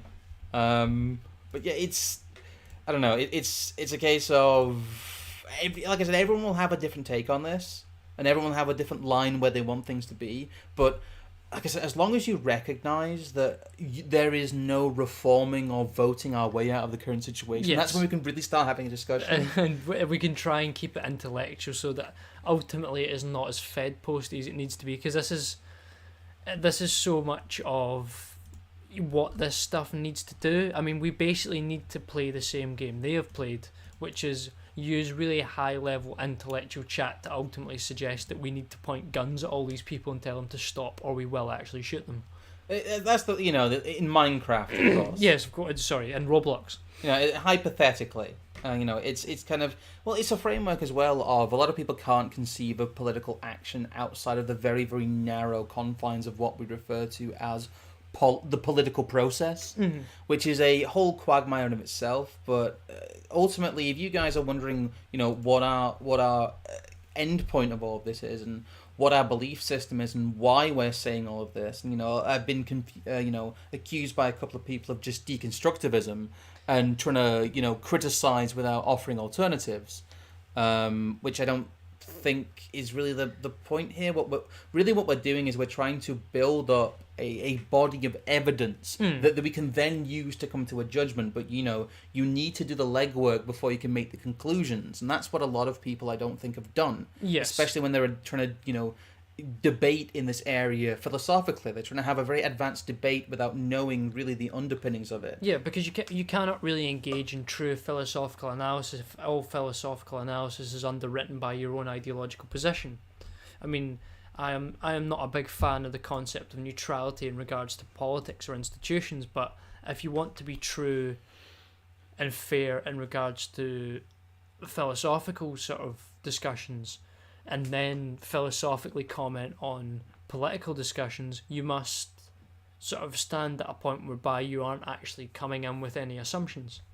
Well, there's ultimately the case of you have to have the faith in the contents of your own mind. Yes. And if you don't have that internal fortitude, and you can't engage honestly and know where you lack knowledge and where you need to, exercise as an expert, where you can say, look, I can speak on this because I know this, and this, and to the best of my ability, I can make a judgment here, you're never going to be of any use to anyone. I think a lot of people's political argumentation just smacks of insecurity more. Yes, I think there's also a lot of sort of binary thought in regards to the fact that any notion of any possible relativism, which almost all Austrian economics is underwritten within, is somehow postmodernist, and that's bad, and that what they are missing in that is that the postmodernists, to a certain extent, are right in regards to a lot of things being relative.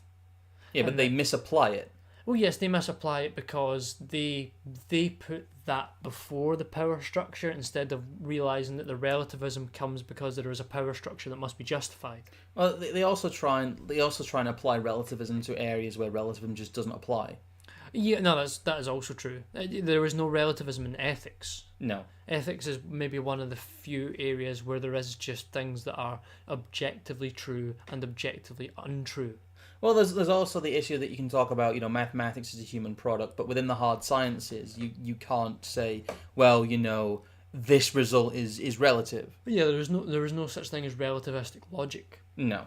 And there's no such thing as, functionally, we have to accept the limits of the fact that we live inside our own minds. That's not a limiting thing. It's actually quite a freeing thing. Yes. And once you accept that, we do have shared perceptions and we do have shared, ways of filtering the world, and that, you are not trapped inside your own mind. You are, your mind is the way in which you absorb reality to a actually quite precise degree. Well, as we've sort of discussed more of this stuff, it becomes almost to a certain extent sort of obvious that so much of this actually kind of points to God in a certain way.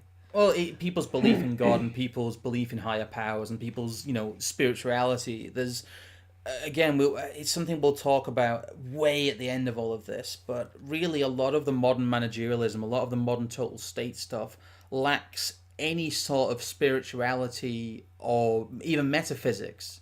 It doesn't have anything to say to the human soul. No. That's why people describe it as soulless and empty. They're reaching for language. I don't think we should be afraid of more spiritual language, because there is a worldview here that is so much greater and so much more transcendent than just the material. Is the sort of nature that no amount of ideology can replace the need for faith.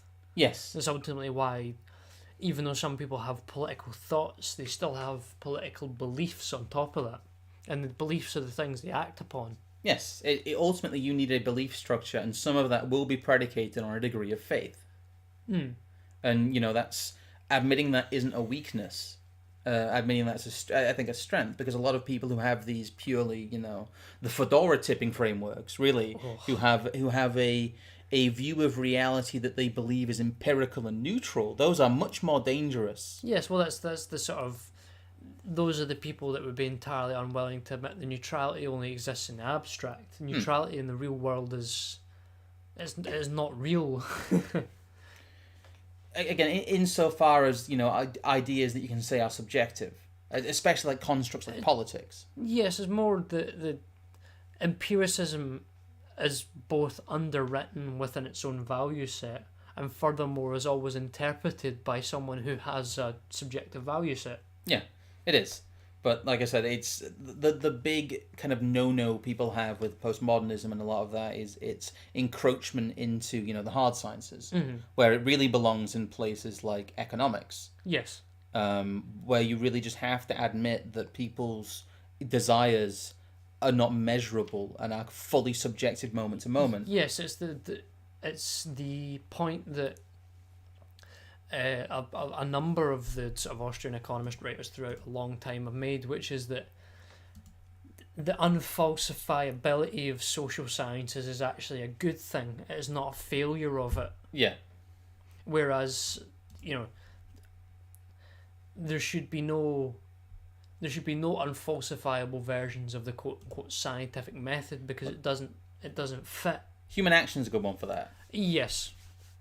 That's a great one to get into if you want to talk about the relativistic nature of human desire, which it seems, if you talk about it like that, it seems obvious that the inside of people's minds is relative. Again, it's something we'll get into more in the next stream, because that's very important when it comes to economic calculations. But it's underpinned entirely when it comes to democracy as well, because you are reducing to essentially a binary choice the hopes, dreams, wants, desires, and future plans of millions of people. Yep.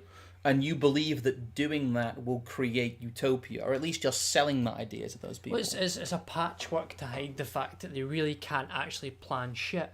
Yeah, like it's again the determinism comes into it, in that if you believe in the planning of an economy, you're indulging in deterministic economics, in that you believe that there is a logical shape to the way that the economy will form. Yes.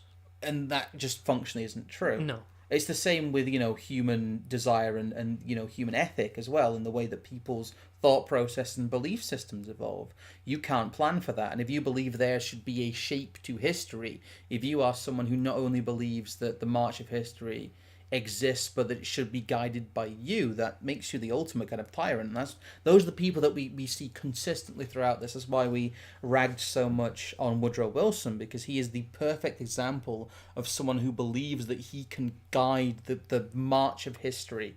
And once you start believing in it, once you start believing you can guide it, you become someone who's incredibly dangerous. And that's what almost all the figures we see who claw themselves to the top of the managerial structure, they all believe that they are the guardians of history. They see themselves to a certain extent as their own gods. Yes, they do, and that's what has been mentioned repeatedly throughout this series, that they functionally, as far as they can, come closer and closer to what on Earth is the equivalent of a god, because as the state becomes more powerful, it must become all-seeing and it must become all-knowing to functionally work, which is of course impossible.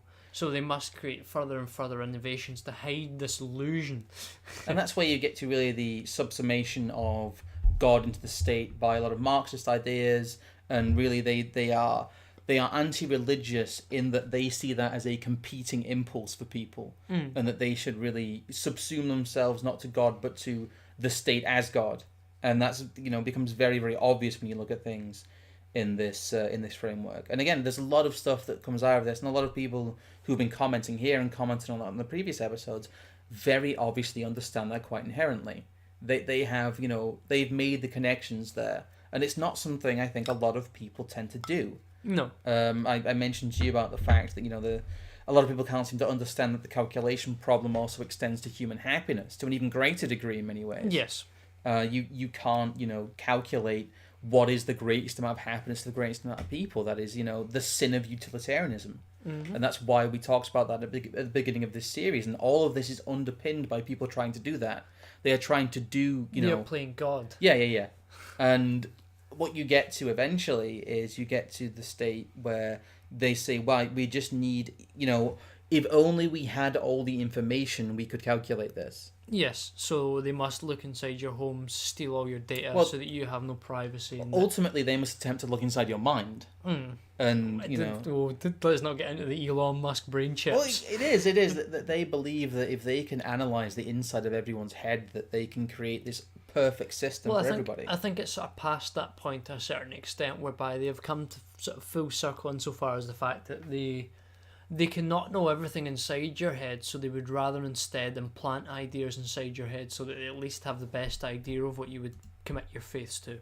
Or at least they can try and, guide what you commit your faith to, yeah. Another donation here from Glowy, $5, thank you for that. So elite power dynamics is merely based on perception, power manipulation, and brute force. As long as you control perception, you can literally justify power manipulation and brute force. Yes, basically. It's, I am strong, I set the news, and I create reality because I write history. I set I set the news. It becomes that. It's ultimately boils down to a might makes right type argument. Well, the best way to predict the future is to make it. Yes. Oh, where's that from? There's quite a few places that have said that. But it's a good one. Trying to think in terms of literature, is there anything else I need to elucidate? So I'm running out of Scrump gas, I think, now.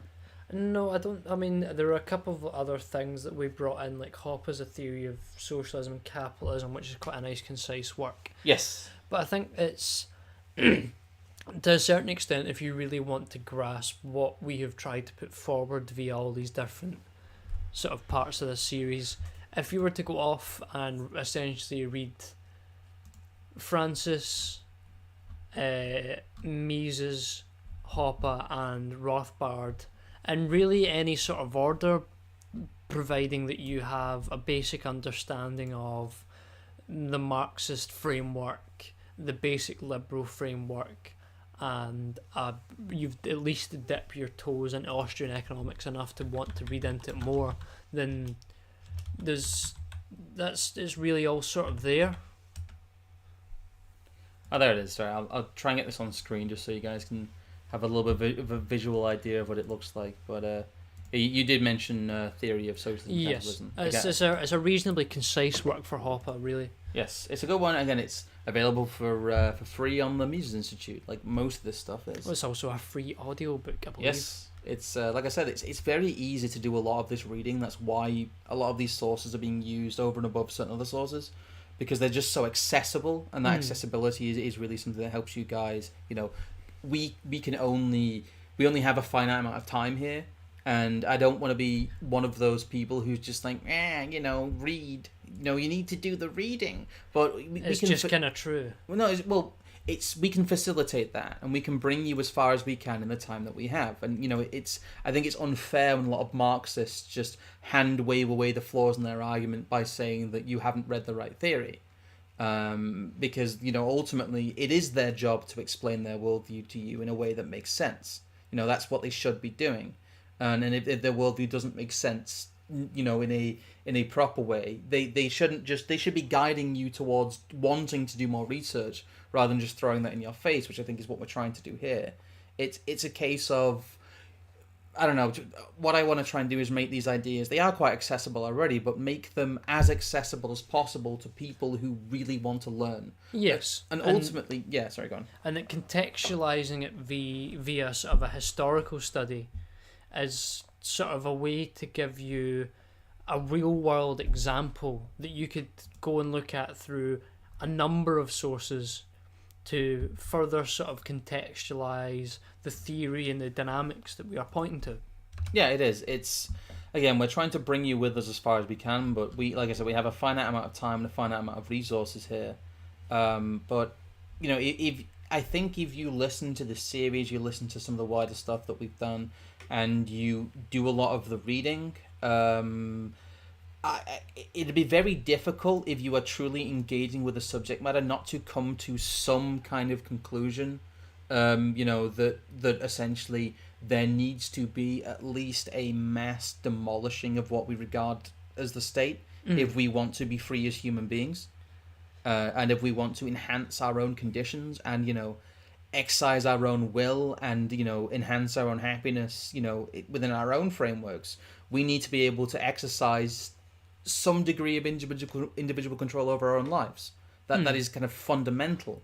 And if you believe in freedom, I think that unless you have some kind of investment in it, unless you really just think that you need to coerce people because they are corrupt and evil and otherwise will destroy each other and themselves, I can't see people not adopting at least some.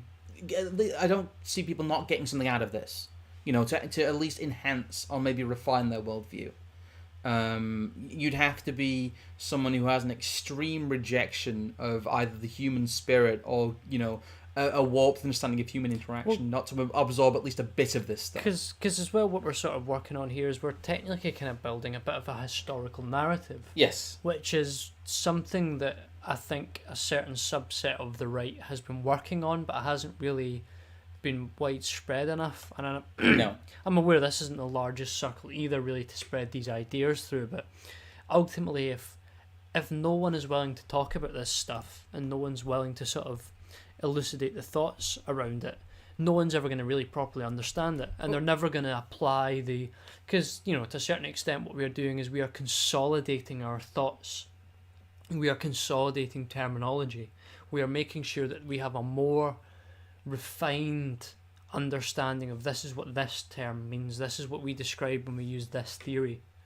And that even if you were someone that fully understood all of this stuff, I myself have come to even stronger and more full-on conclusions about the things I previously thought and previously believed in by really working all of these points through history and seeing them come to fruition through it. Well, it's also a case of through you essentially educating me and through me attempting to educate an audience, we all enhance our own understandings and we test our ideas and we refine our ideas. And by trying to relay them to other people, we have to make them hang together in a logical way. Yes. It really just elucidates the gaps in your worldview and some of the leaps in your thinking. And, what I really want to do is give people some surety in their own minds as well. That's ultimately what this is. It's not really about, attacking the leftists or owning the libs. It's about you being able to, think of yourself not as a small part in a large world, but as someone who has some actual power to change things. Yes, because you just need to think about things in the right way and truly understand where you're essentially, to a certain extent, anger and passion should be directed at, which is not, it is in part things like leftist ideology, but it's ultimately the structures that keep leftist ideology propagating within the West that we must attack. It is not just the university lecturers, it is the university as a thing. Yeah, it's not just the bad actors in the police force, or it's not just police reform. There is no such thing as good cops when it is state police. It's the Lou Rockwell sort of point on the issue. Yeah, and it's about removing all the kind of limited hangouts or factionality that tries to fight to govern these institutions. It's the ANCAPs and the 3D printer gun people and the Black Lives Matter are essentially attacking the same problem from different angles, but one of them has a much better systematic idea of how to actually do change, rather than just If you stopped sort of bickering between people who are ultimately inconsequential and are only looking to garner some more shekels from the state, you would instead be much more sort of, what would the phrase be, effective to use your time in fighting the state that they get the shekels from. Well, it's, again, to round it out, because I think we're getting towards the 2-hour mark now, good lord. Thanks again for sticking with us, by the way. There's been pretty consistent amount of you guys, so thanks for staying with the rambling, and thank you for the generous donations. People have been very, very good today. Has there been any others? There has been a $2 donation here from Glowy again, saying it's funny that we went from leader is God on earth like Pharaoh and Emperor of Japan to everyone is just a man to the leaders of the states are gods on earth again. Well, I don't think we really move. It's kind of weird. Time and men's ideology seems circular. It's kind of weird in that... I wouldn't necessarily say that leaders used the divine right of kings, not in that they said that God gave them the right to rule. It was more the fact that they were some of the only people agreed upon at the time, whether for genuine or not, that through God they could rule. It's slightly different. Yeah. It's an intro. We're probably going to have to, again, do that as not maybe a shorter form thing, but the difference between how kings excised power and how total states I was excised maybe power. that's something, I don't know, the people in chat can give us feedback on just now or not, but as slightly more short form, sort of non-live content that would sort of describe definitions or pockets of stuff that people still aren't quite grasping, or that we think is sort of an interesting idea that could be elucidated in 20-30 minutes. Is that something that they would look forward to or view, essentially? I think there's a lot of hunger there for just content in general. I know we really only do these once a week, but I think if we did try and do like a supplementary framework stuff on specific topics, I'm hoping at some point, maybe on a different channel even, to chop up the Democratisation series into smaller episodes that are much more viewable. Yeah, no, I think it's probably worth keeping all in the same place, to be honest. It's more that we can do things that kind of branch out from specifically this narrative and sort of stand on their own as then something that could be referenced within this. Yeah. It's just like, if you want to see how this works in a historical context, refer to our Democratisation series. Because I think one I wanted to do would essentially be, even though it's maybe a bit sort of outplayed, would essentially be a description of, why Hitler to a certain extent is the total formulation really of everything that we are up against. Yeah. He is, and the as much as you hate the way I pronounce this word, the epitome of republicanism. Epitome. But yes. Anti-religiosity. Yes. It's... Again, it's interesting, and there's lots of... The thing is, once we kind of started drawing from this well of ideas, it's just amazing just how much there is left in there. Well, there's Doge of Phobos is mentioned there. Part of what we were considering is the fact that as I have started writing some of my own stuff, that we could essentially do sort of short form content on the articles and the points that they maybe elucidate in a different fashion, or maybe even to a certain extent maybe in a live form, sit and discuss them with... Yeah, I think we'll probably end up doing both Dojophobos, because I think having written companions to video pieces is the most complete way to get ideas out there, because one is better at communicating one way and one is better at communicating another. When you have both of them, it can really, really give people a much more total idea of what you're going for. Also, people just prefer watching things, and some people prefer reading things. So that takes time investment, though, and it's something that I'd need to work up to, and I guess we'd need to work up to a bit more. But I guess I don't have a huge amount of stuff on at the moment. It's just, again, it literally is a week's worth of reading to get each of these streams done.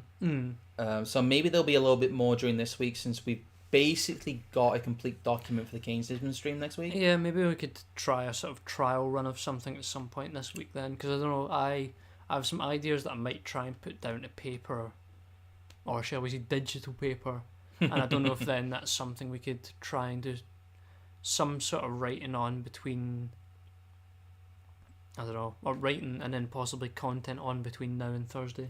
Well, there's something to be said here that the British Knight was talking about, that face when you're accused of being the very culmination of your enemy, SMH.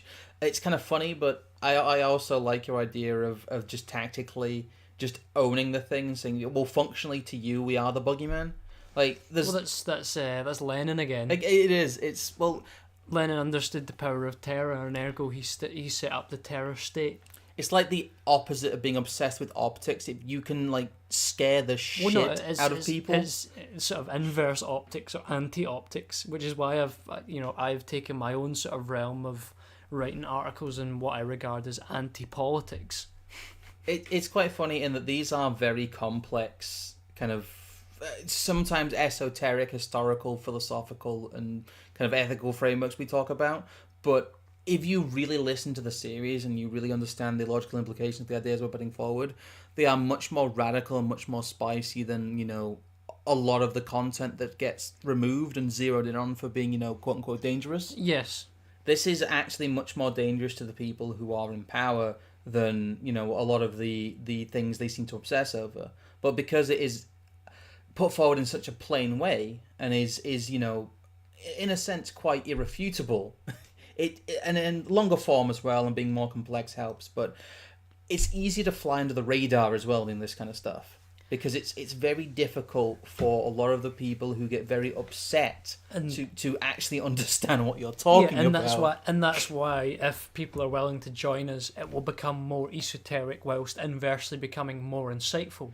Yes. You can really, once you get into this, the idea of building more of an in-group language, to actually understand the logical implications of what we're saying here, they'd have to engage with the ideas of Austrian economics, which the people who would report us to the authorities mentally aren't capable of doing, because if they were, they wouldn't be those people. Mm-hmm.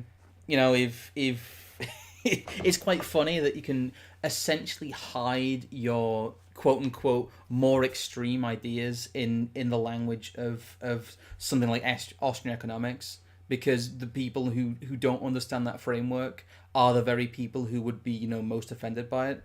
I don't know, it's a bit of again its own esotericism, but I think what we do here is a lot more spicy than maybe certain people who are outside of it would realize, and that's what I quite like about it. It's almost subversive in a way, and again it can come across quite dry, but if you get the hook of it and if you do the reading of it, you can understand more of why we are saying what we're saying and why what we think what we're saying is so needed right now. Again, it's something I would be doing if nobody was really watching, because I want to try and sharpen these ideas myself, and it's just something I want to put to I guess put to screen. It's almost like put to paper, but for the comfort of my own mind and my own conscience, I don't think I'd be able to keep reading what I'm reading and keep thinking what I'm thinking and keep doing what I'm doing if I didn't get it out there in some form or another, because that would drive me insane.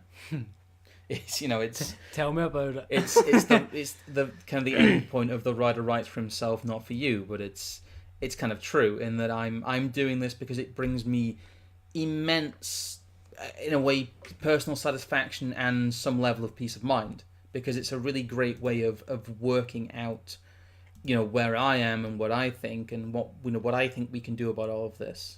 And I'm glad you guys have come on this journey because this has been the culmination of, obviously you see me and Trig mostly out front, and you're essentially our third smoking man in the background. You are the smoking man in the background who brings us all these ideas, but we are, like most people, standing on the shoulders of giants with the Austrian school stuff and all the writers we referenced, and we're essentially showing you the giants we're standing on here. It's quite, again, it's quite humbling, really, to once you understand this as well. I think this is the last rambling point that I'll make before we leave, but a lot of what we've recommended to you is the kind of the true heirs of the liberal tradition, and there's a whole lot of liberal canon behind them that you can read. Yes, that really is, again, even more underpinning of this. We'll probably get to it again at some point, but it's a case of, once you get to 1900, as we demonstrated, and the death of the classical liberals, all of that is really dead. It had been limping throughout the 1900s because of a lot of the utilitarianism and a lot of the Whiggism and a lot of the do-gooder feelings and Christian socialism stuff. But this inherits the liberal canon. This is the heir of the liberal canon, and that's very powerful. And it's something that I don't think conservatism can draw on. They have very limited ideas, specifically for conservatism. But this is so rich in context, and there's so much to mine here that I think we can keep doing this essentially forever in many ways. Mm-hmm. That's the plan. That is the plan. So thank you guys for watching. Thank you guys for continuing to stick with us during this slightly rambling outro, because I did say we'd end like 10 minutes ago. That's it's a good one though. It is good, and you can click on Evelyn's stuff below. They are DG in a string of numbers on social media. They're palindromic numbers, so you can see the patterns and be as schizo as I am. But yeah, you can find some of their writing over on their Substack, which is linked, I think, on their Twitter. It is, yes. Yeah, you're still on Twitter for now. Again, join my Discord, follow me on Minds, and yeah, if you've not watched it already, watch the rest of the playlist, because we're trying to build something here, and I'd like to bring a lot of you guys along with us. So thank you and good night. Goodbye. Ooh, there we go. Oh.